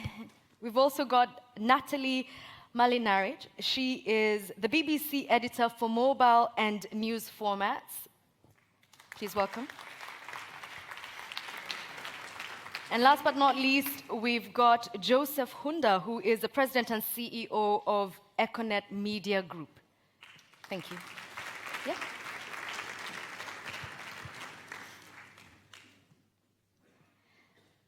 So in the first part of this conversation, we focused very much on where the power lies. And now I'd like to concentrate on how that filtration of power affects the quality of journalism. So Natalie, perhaps we begin with you, seeing as you are an editor for mobile and news formats. The fight for clicks, is it a lose-lose game? No. I actually think in many ways journalism is better than ever. I mean, I think obviously you do see occasions in which everyone is doing exactly the same stories because you know they're popular, and I think we are all guilty of that. But I also think more than ever, journalists and editors and designers are thinking actually about how the audience consume news. Time of day matters, what they're looking at it, are they using their mobile, are they really busy, do they have a long time? And I think storytelling has evolved fantastically thanks to that knowledge. Joseph, you're someone who would probably agree with this. I've watched some of your content that is actually on Kwese. How would you say the fight for clicks has affected how you produce content? I would like to speak a little bit more. My comments will be related to the African continent per se, and my views on that. And I think, you know, one of my fears for the continent is that we're really getting left behind, because, you know, as some of my colleagues here would agree with me, there's very little measurement of audiences on the continent, on traditional linear television. And that makes it very difficult for us to plan and create content that's relevant for the audiences. So, you know, the advent of the digital media will hopefully help us with some of that, because right now we don't really, I think except maybe in South Africa and maybe in Kenya a little bit, there's quite a bit of measurement, and that really helps us to, you know, to develop the right kind of content. For everyone else in every other country, that's not really in existence. And what makes it worse is that the media world is quite highly fragmented, with lots of TV stations and lots of radio stations. Some small markets like Uganda have got something like 100 TV stations, which is just too many for the markets. So, you know, so I'm hoping that the advent of digital, you know, digital media and measurement coming out of that would help us to develop content better, and will also guide the kind of content we will create. Is it not already affecting how you create content? It's not so much, I don't think, because unfortunately, I think, you know, while the internet is growing at an extremely fast pace, the penetration levels are still very low, relatively speaking. When we look at the overall population, I know a lot of, you know, there's this talk of, you know, almost 80% of the population is still young, and therefore that's the digital age. Those are the digital consumers. But Africa is still very much a very poor continent, and not everybody has access to the ability to buy data. So I don't think that until the internet has and digital media has touched every single person or a large chunk of the population, I don't think that it will really have an impact. Do you agree with this, Natalie? I mean, you're creating content specifically for the digital space. Yeah, we are, and we do actually think as part of it, so internationally we do think about consumers in different parts of the world who might not have access to the same amounts of data, or where data is very expensive. You know, I think the information you get back is just incredible, and it does allow you to do really interesting things, but also technology enables a lot. So, for example, BBC Global News has a thing called Africa Eye, which is available on different platforms, and they do a lot of forensic investigation. That would not be possible without digital media, and you would not be able to show the things you show without digital media. And so it goes from very elaborate videos to actually a Twitter stream that explains the whole story, and that wasn't possible a few years ago. And coming to you working at NTV, how does this compare to what's happening in the digital space? Well, NTV is digital, as is RTL, where I'm working for as well. So first of all, I'm very impressed to be here because I'm from Bonn originally. Thank you for having us. Well, no, thank you for having me here, because this used, as you're all probably aware of, this used to be Parliament, and this behind us was sort of nicknamed the Fat Chick, which is actually a bald but rather round eagle. And back then, when Bonn was still capital, there was a little kiosk just outside this building where newspapers were sold. And this was sort of the magnet of information, because both politicians and journalists met there and exchanged information. It was a very sort of a tiny little hut, basically, where you still bought newspapers and people talked. And I think it's a massive improvement, actually, to be now able to bring this conversation of journalists and politicians to a much wider sphere, because we ourselves as journalists have to be held a lot more accountable for what we do. How do we report facts? Because our audience is out there and can actually reach us, which is a fact that has just, well, not been realized by everyone, as you can tell by the latest events in Germany, where a guy on YouTube, Rizzo, with very blue hair, just caused a massive, well, media problem for the CDU. He has 11 million views so far, with a 55-minute clip, and the largest party in Germany was utterly unable to find a fun or somehow valid response for that online. So, asking how who has the power in the media landscape? Well, obviously it's not sort of the old players. On the other hand, I'm not sort of pessimistic, because overall that whole thing, social media in historical contexts, is about 5 minutes old, and I think there'll be a lot of sort of adapting and a lot of learning still going on. I very much agree with you that there is a massive upside also in digital news, which we ourselves see for NTV, for RTL, because in former times we sometimes had to guess what the audience is all about. So if you look at Jeff Bezos from Amazon, he didn't become so powerful and successful by concentrating on what he already knew, but he became powerful and successful because of what he calls customer obsession. And as media, we, I think, should be obsessed by our customers. But the vast difference between journalism, I think, and call it platforms such as Google, YouTube, Facebook, is that we don't just cater to what people want to know and what people want to read or watch. We also cater to what people should know and should read and should watch. And I would actually wish for platforms such as Facebook. Jesper Daub, I've seen as, I'm not sure whether he's still somewhere in the room, he's not sitting where he used to sit. If Facebook could do a lot more, and YouTube as well, not to help us gain a profitable business model. That's a thing we have to do ourselves, and we will be able to do ourselves, but to not sort of get in the way of us wanting to inform people about things they should know, and not just catering to what people want to know. By the way, we had invited Google to this panel. Unfortunately, they weren't able to send their representative, but they will have a partner session at 2:30 later today. But going back to what you're saying, just turning the question back to you, who should be responsible for the content that's generated? Is it journalists or is it the viewers? Well, both. I mean, you can already see that journalist isn't a term that is sort of protected by intellectual property rights. Everyone can call himself a journalist. The question is, do you have the funds and do you have the ethics to do what our profession demands you to do? And of course, traditional independent media are sort of sometimes less flexible, and we definitely need to change that. We need to be sort of fast-paced.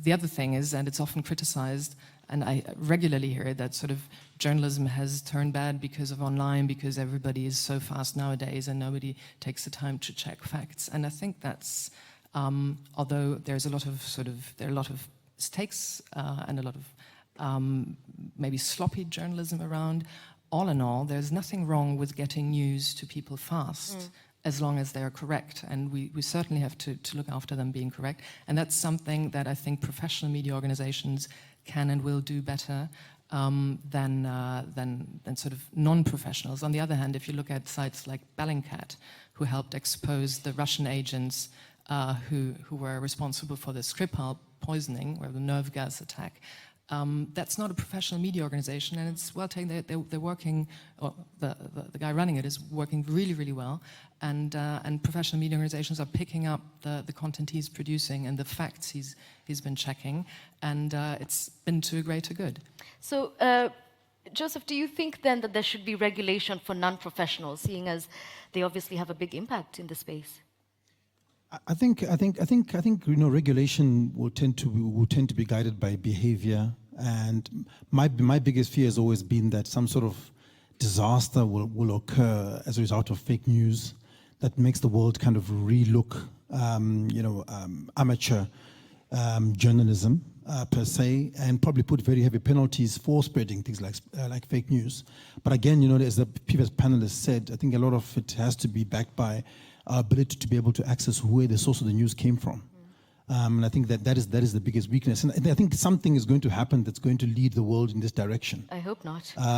Because, well, I hope not too, but I just don't know how else, change occurs in some of these industries. It's something has to occur for people to kind of lift up and say, well, how did this start? And how did we not control this? Why did we not control this? And this is now a disaster. So for me, I think I don't like regulation. In general, as a media person, I don't like being told what to put on air, when and how. But it has its positives sometimes, especially when it comes to social issues that may have impact, especially on those that are innocent and that don't necessarily have the resources to protect themselves. So how do you navigate these very deep, dark waters of the interwebs, where your content is side by side, sometimes with potentially fake news? Yeah, that's a hard one. I mean, for one thing, we have put a lot of work at the BBC in our brand, and I mean that in just that we want people to see our content and recognize it's our content. Obviously there are imitations out there and all that, but we actually visually have come up with a style, so if you see one of our videos on Facebook or YouTube, you should know it's BBC. And people do trust us, and we think retaining that trust is fundamental. Without that trust, we wouldn't exist, really. So that's one thing. I think there's something around what everyone has said here, which is around transparency as well. So, one thing journalists can do for themselves is actually be very clear about what they know, what they don't know, what their sources are, and, if they're using Bellingcat or other, non-journalists to say that, obviously, it's kind of the boundaries aren't that clear anymore. But if you show your workings, and I think in some ways educates maybe the wrong way, but it's about media literacy, and if the audience has an expectation that you will tell them how you got to certain story and certain conclusions, then in the end you build up that kind of source of knowledge that people understand what you're saying and that you can be trusted. I'd like to get a couple of questions that we had recorded on video, just to keep the conversation going and also include members of the audience. So if we can please play the first two. My name is Mário Cagé. I come from Brazil. I work for a TV broadcast in Brazil. When I was coming to the forum, I was reading 10 arguments, the book 10 Arguments to Delete Your Social Media Right Now. And it makes very clear how social media can affect us negatively. So I would like to know what measures we as journalists should take thinking about our social responsibility in social media. My name is Agnes John Tomasi. I come from Dakar, Senegal, where I work with the West Africa Democracy Radio. My question in relation to this is to look at the capacity issue. Who owns media? Who can own media? Is it only those who have all the required resources, or should other people at other levels own media? So let's begin with you and that last question from Dakar. Who owns media?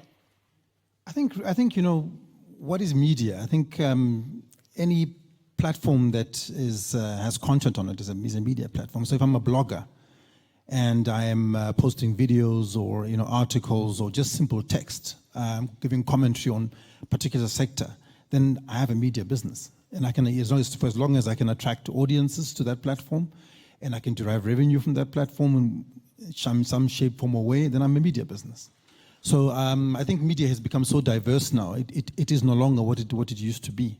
And I think we just have to embrace that. There's a lot more competition. As a media entrepreneur, you know, one of the things that I recognize is that my competition is not necessarily always the next TV station. It could be a social media platform. It could be gaming. So, you know, a kid who's playing games is not watching TV, not watching my content, is playing games. Yeah. So that's competition. So you know, anything that takes up someone else's time becomes competition to traditional media platform. And I want to come to you, Ms. Koch. The question from Brazil: what measures should we as journalists take when thinking about our social responsibility in social media, especially given that Joseph here has said it is part of media? Well, I'm not sure whether I would exclude journalists from the general discussion in society. I think we should all, and I think a lot of people actually do sort of check our behavior on social altogether.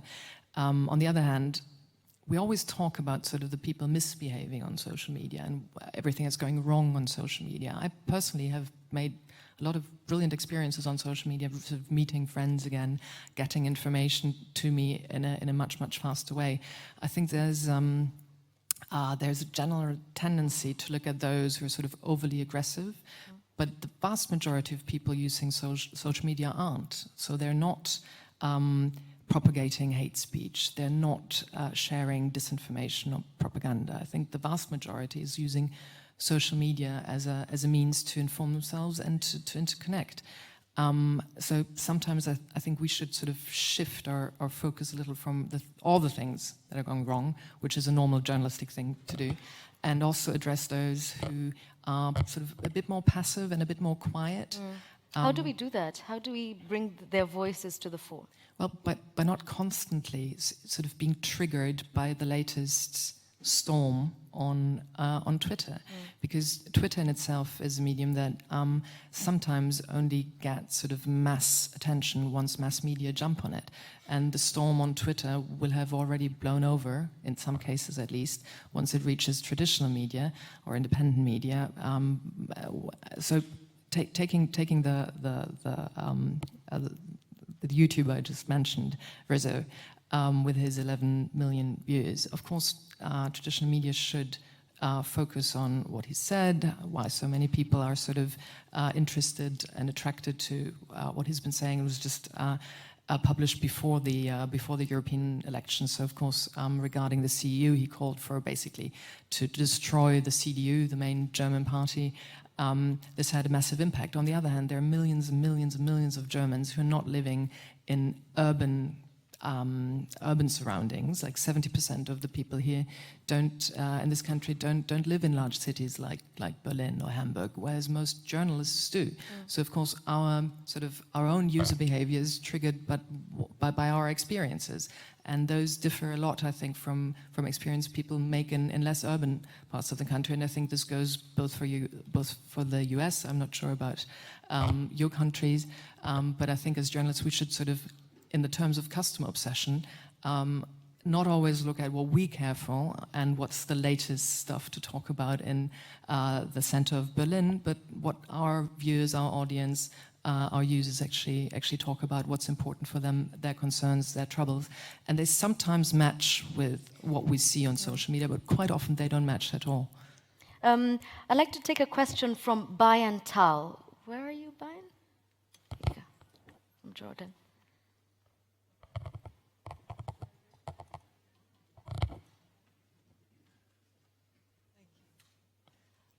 Hi, thank you, Edith, for the opportunity.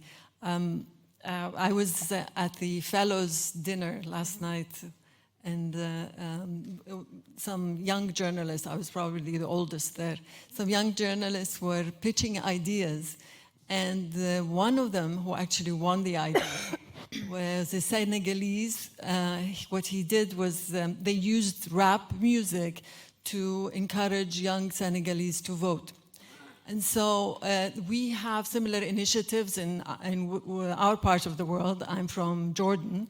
And these initiatives have been successful to some extent in reaching out to young people, especially on digital media. The problem is the larger and more influential and richer media is owned by governments. And there is a rift in trust. We talked about trust in the first panel. There is a huge trust issue between people and the traditional media. At the Jordan Media Institute, which is a non-profit organization where I come from, we are leading a media literacy, a national media literacy program for Jordan to help young people access and analyze and produce media, because social media has been overtaken by terrorist organizations. They're very active online, contrary to the traditional media. They have been recruiting young Arabs, and they're using all sorts of music, even music, in getting their message across. So how can we help encourage young people who are investing in digital projects to advance? How can we help young people not to fall prey to these attempts, especially with a lot of hate speech, misogyny, and extremism that we see online? Okay, let me ask you, because your market in Africa, 77% we say, 35 is the percentage of Africans under the age of 35. So you're definitely broadcasting to young people. The question being, how do you, as a person who has a power in media, put the best interest of the youth forward? Should that even be a question? No, I mean, it shouldn't be. I mean, it's part of the responsibility that we have to send positive messages to the youth. I mean, I do agree that, you know, a lot of youth feel very disenfranchised by government, and they don't feel like they belong. In fact, yesterday at the leaders' dinner, we were talking about how a lot of youth, the way they protest now is simply by not voting. I think this is probably the reason why the rap music became a relevant way to try and encourage young people to vote. And you know, it's quite interesting, the youth of today, because, you know, one of the controversial things I said yesterday is I just feel that the youth also these days are just not as courageous as our forefathers. You know, if I look at some of, like, my former president Mugabe, you know, when he you know, led the liberation struggle back in the 50s and 60s, he was probably in his 30s, right? And probably the same with Kwame Nkrumah, how young these people were. Thomas Sankara was young, you know, and I think our youth today seem to kind of stand back and want to be fed things, and so, you know, and because they don't necessarily go out to seek. But if that's the position, how do we in the media get them to care? You know, I think we've just need to make them realize that while they make up the majority, that, you know, if they don't do something about their own society, then, you know, society is going to peril. I mean, the countries are going to continue to deteriorate. That they need to be active in the decision-making process for the countries in which they belong. Because by sitting back and by not voting, you're doing the exact opposite. Because tomorrow you'll be complaining about how things have gone backwards and things are not working for you, etc., and which causes a lot of unemployment. The unemployment rates in Africa are just, you know, preposterous. 25%, 30% in large markets like South Africa, 50% in Nigeria. I mean, but so the youth they've got to understand that they can have an impact on who leads them. From Liberia, we have Patrice Jua. I hope I'm saying your name right, Miss Jua. Please keep your question brief, if you don't mind. Good afternoon, everyone. Thank you for the opportunity. In my country, Liberia, we had presidential elections in 2017, where we saw a lot of changes in the power base in the media, the power balance. The traditional media used to have all the control over the stories, but that has shifted tremendously to the social sphere in Liberia. And we saw all of the issues that are being discussed here at play, including fake news, propaganda, and the disruption of values. It may be a very small country, but as a Liberian, I think I know the direction the power is shifting in. The question is, do the panelists? And if this shift continues, what could be the impact of the media overall in the next 5 years? Great question. Natalie, do you want to take that? I'm not entirely sure it's just about where the power lies. I mean, it sounds to me as if there was a space that the media wasn't occupying in the way it probably should have. So it caught up too late to social media and other things. And I think there's also one thing that I would say social media has taught all of us is that there were stories we weren't covering which we should have been covering, so stories that were actually relevant to broad swathes of the population. There was also an issue with tone of voice, I would say, at least in my experience, where, you know, as traditional broadcasters, we kind of talk at people rather than talk to them in a language that they're more familiar with and more comfortable with. And so having left that space, there was space for other things to grow. So I think it's, rather than about power, it's about trying to recover that and understanding what you need to do as a media company to go into those spaces and be able to talk to the whole population, not just to your traditional audiences from years ago. And I'd like to take one last question from our audience, from Zia Hassan from Bangladesh. Is he in the audience? Mr. Hassan? Okay. Mr. Hassan is not in the room, but he asked how we can keep our legitimacy and integrity intact when all the time we're trying to negotiate a way between the two, I suppose, legitimacy and integrity. I don't quite follow the question because okay, I don't I'll read it from the top. Independent journalists and bloggers. I understood okay. what you said, but I think you don't have to negotiate a way through legitimacy and integrity. I think you can do with both. And I think many people in the room prove that every day and will continue to do so. So actually, I think it's more a question of how can you keep up a sustainable business model. As nasty as that sounds to a lot of journalists who don't consider themselves as business people, but that is, I think, one of the most important questions of these times, especially when it comes to local journalism, which I think is sort of, it's not suffering greatly, but it'll be difficult, to create a sustainable local business model digitally.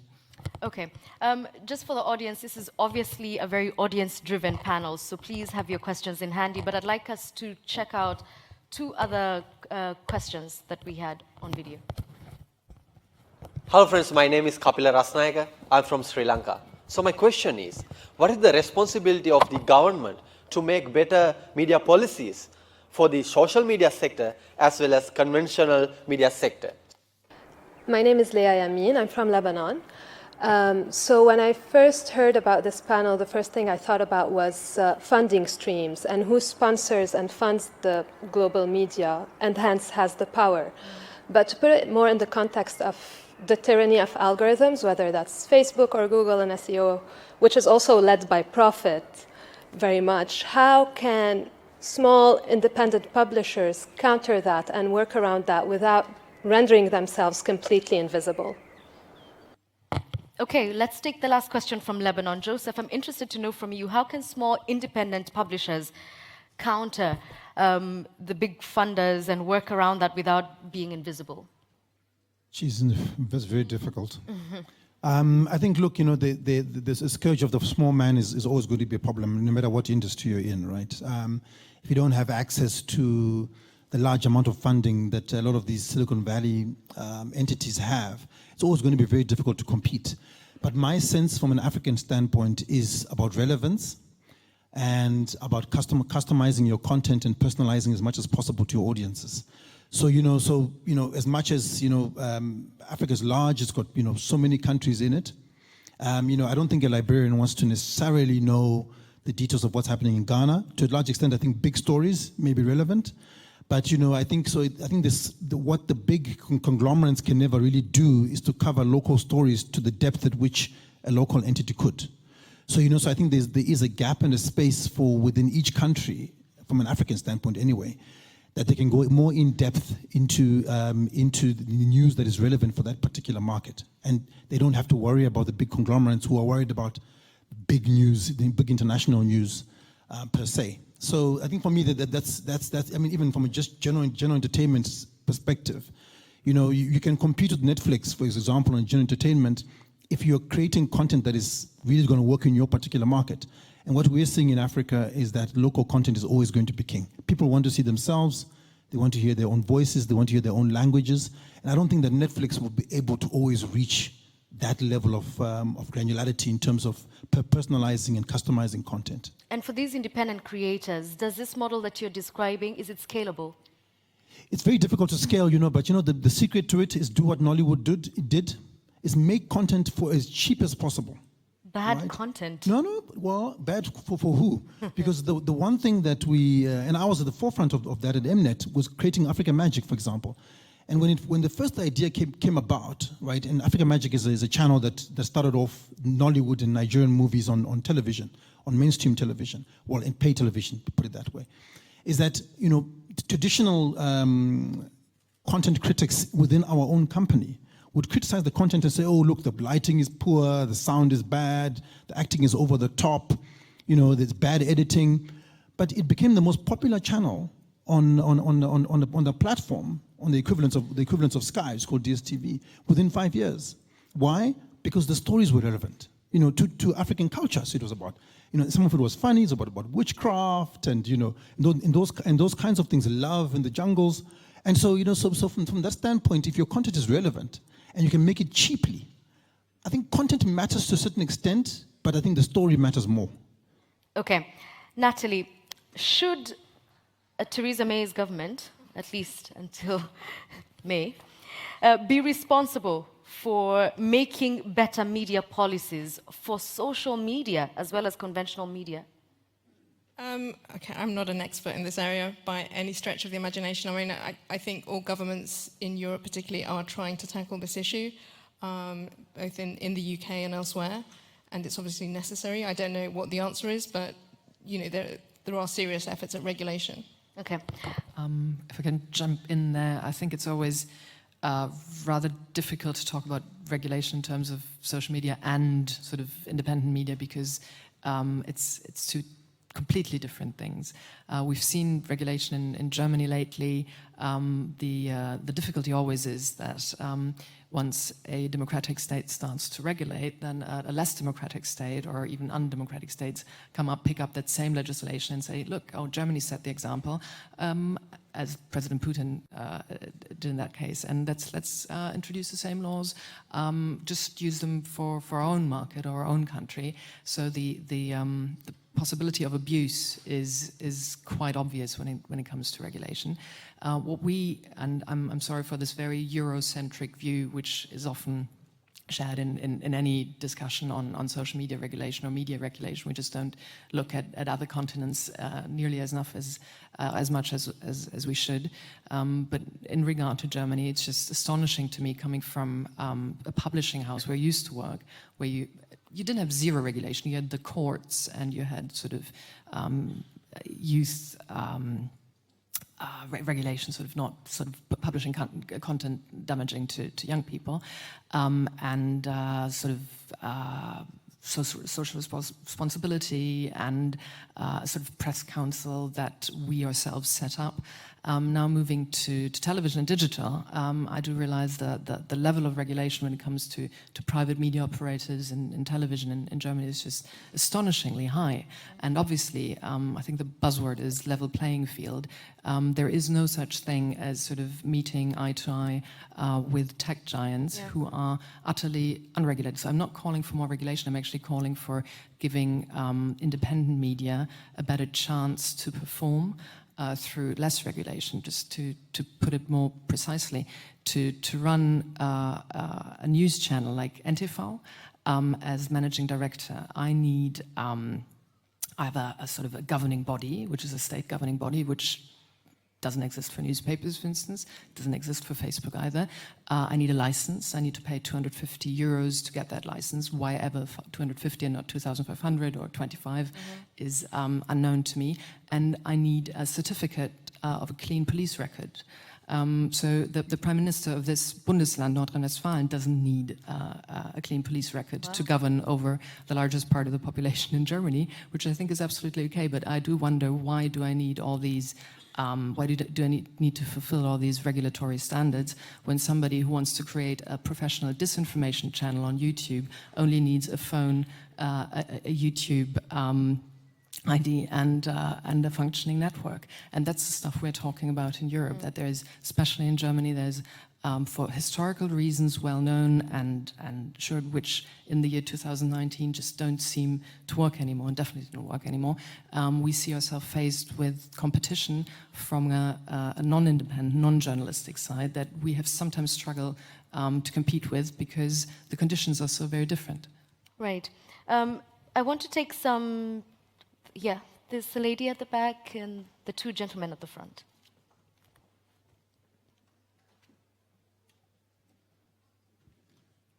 Hello, my name is Mariam from Nigeria, one of the leaders of the Not Too Young to Run movement, which successfully amended the constitution in Nigeria to include young people to run for political office. So when the question, thank you. When the question about young people, creating content for young people came up, I was alert because young people in Africa are actively seeking for good content. And I'll give you an example. I speak Hausa, one of the most popular languages in Nigeria and Africa even. And BBC has a Hausa version in Nigeria, and they do this 1-minute news show with two young people, even younger than I am, like 22, 23. And they give an update of what happened within the day or within the week on the news. And that was like content that's inclusive and also easy to identify with as a young Nigerian in our language. So in terms of inclusivity for young people, I mean, that's a good example for me. How else do you think inclusivity can improve the kind of content we make for young people and how they can identify with that content? Okay, I think I'm going to address that to Natalie. I will pass on the message to the Hausa team. I'm sure they'll be delighted. Thank you. I mean, I think there's, as you mentioned it, it's partly about, you know, seeing yourself reflected in the news, whether that's because your peers or people like you are presenting it. But I think there's also, it is about the agenda as well, and I think it's very easy to fall into the trap into doing every, like if we're in Europe, every twist and turn on Brexit and populist movements, and forgetting what affects people day to day. And obviously, young people today have a different set of problems than their parents have. So, you know, I think we all need to be very mindful that, and it's the same, I guess you could say, urban areas and rural areas, there are very different issues. So it's being able to reflect that huge range of stories that interest people. It's about relevance fundamentally. But I also think it's, and I certainly know I used to be guilty of this, you have newsrooms that tend to be of a certain age. So the language you use is kind of what was around in your time. So for example, we say Cold War all the time. It's a really good shortcut, only if you remember the Cold War. Otherwise it doesn't mean anything. And I think we're all quite guilty of that because I think newsrooms tend to be, as I say, they've all aged together and forget that some people weren't around when those things happened. I'd like to take, are you satisfied with the answer? Okay, I'd like to take one more question. We've only got 5 minutes. Thank you. This is Imrul Hassan. I am from Bangladesh, working for one of the private satellite television named RTV. Basically, RTV is also broadcasting both news and entertainment. And nowadays, we are just also turning into social media. In Bangladesh, we are one of the popular television, and we have more than 10 million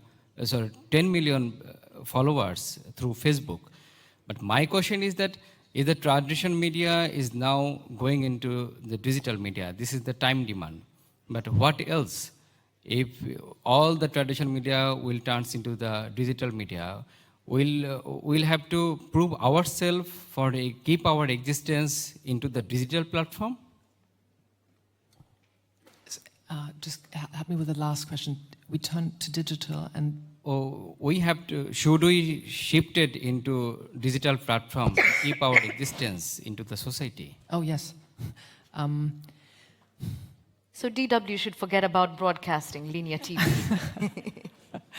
Well, I think there's a negativity around traditional media that does not help, because we can still see millions and millions and millions of people all over the world are still watching television and will continue to do so, I think, for a very, very long time. Meanwhile, digital isn't just the future, it's already the present. So, of course, journalists as we are, we have to be flexible. We always ask other people like politicians and governments and people in businesses to be flexible and modern and be able to sort of reform themselves and set themselves up. So I think as journalists we ourselves should be a little more flexible when it comes to change management and to transformation, because that transformation just won't change.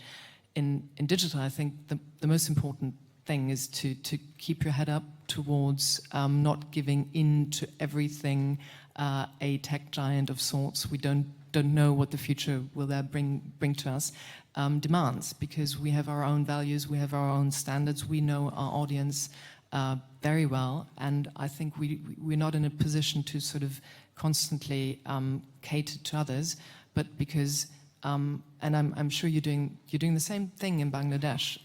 We have our own standards. We've set up verification teams. We've had hackathons to introduce sort of the best way to create media literacy and set up a sort of a gamification tool. So we're doing all we need in order of sort of corporate social responsibility as so-called traditional media to be out there and to help our societies thrive. So we should definitely keep the distance towards the tech giants which offer the platforms, because they sometimes, I feel, don't have the same need or don't see the same need for their social responsibility. So we should always act as a reminder what they should do, meanwhile doing our best to sort of keep journalism going and get the best stories out there. Yeah. As Mr. Lania said, these tech giants don't know how to care. Unfortunately, that's all the time we have. I know there's still a couple of questions. Please direct them to our social media, hashtag DW_GMF. Yes, it's on the posters all around you. Thank you very much to my panelists. And we will, yes, thank you.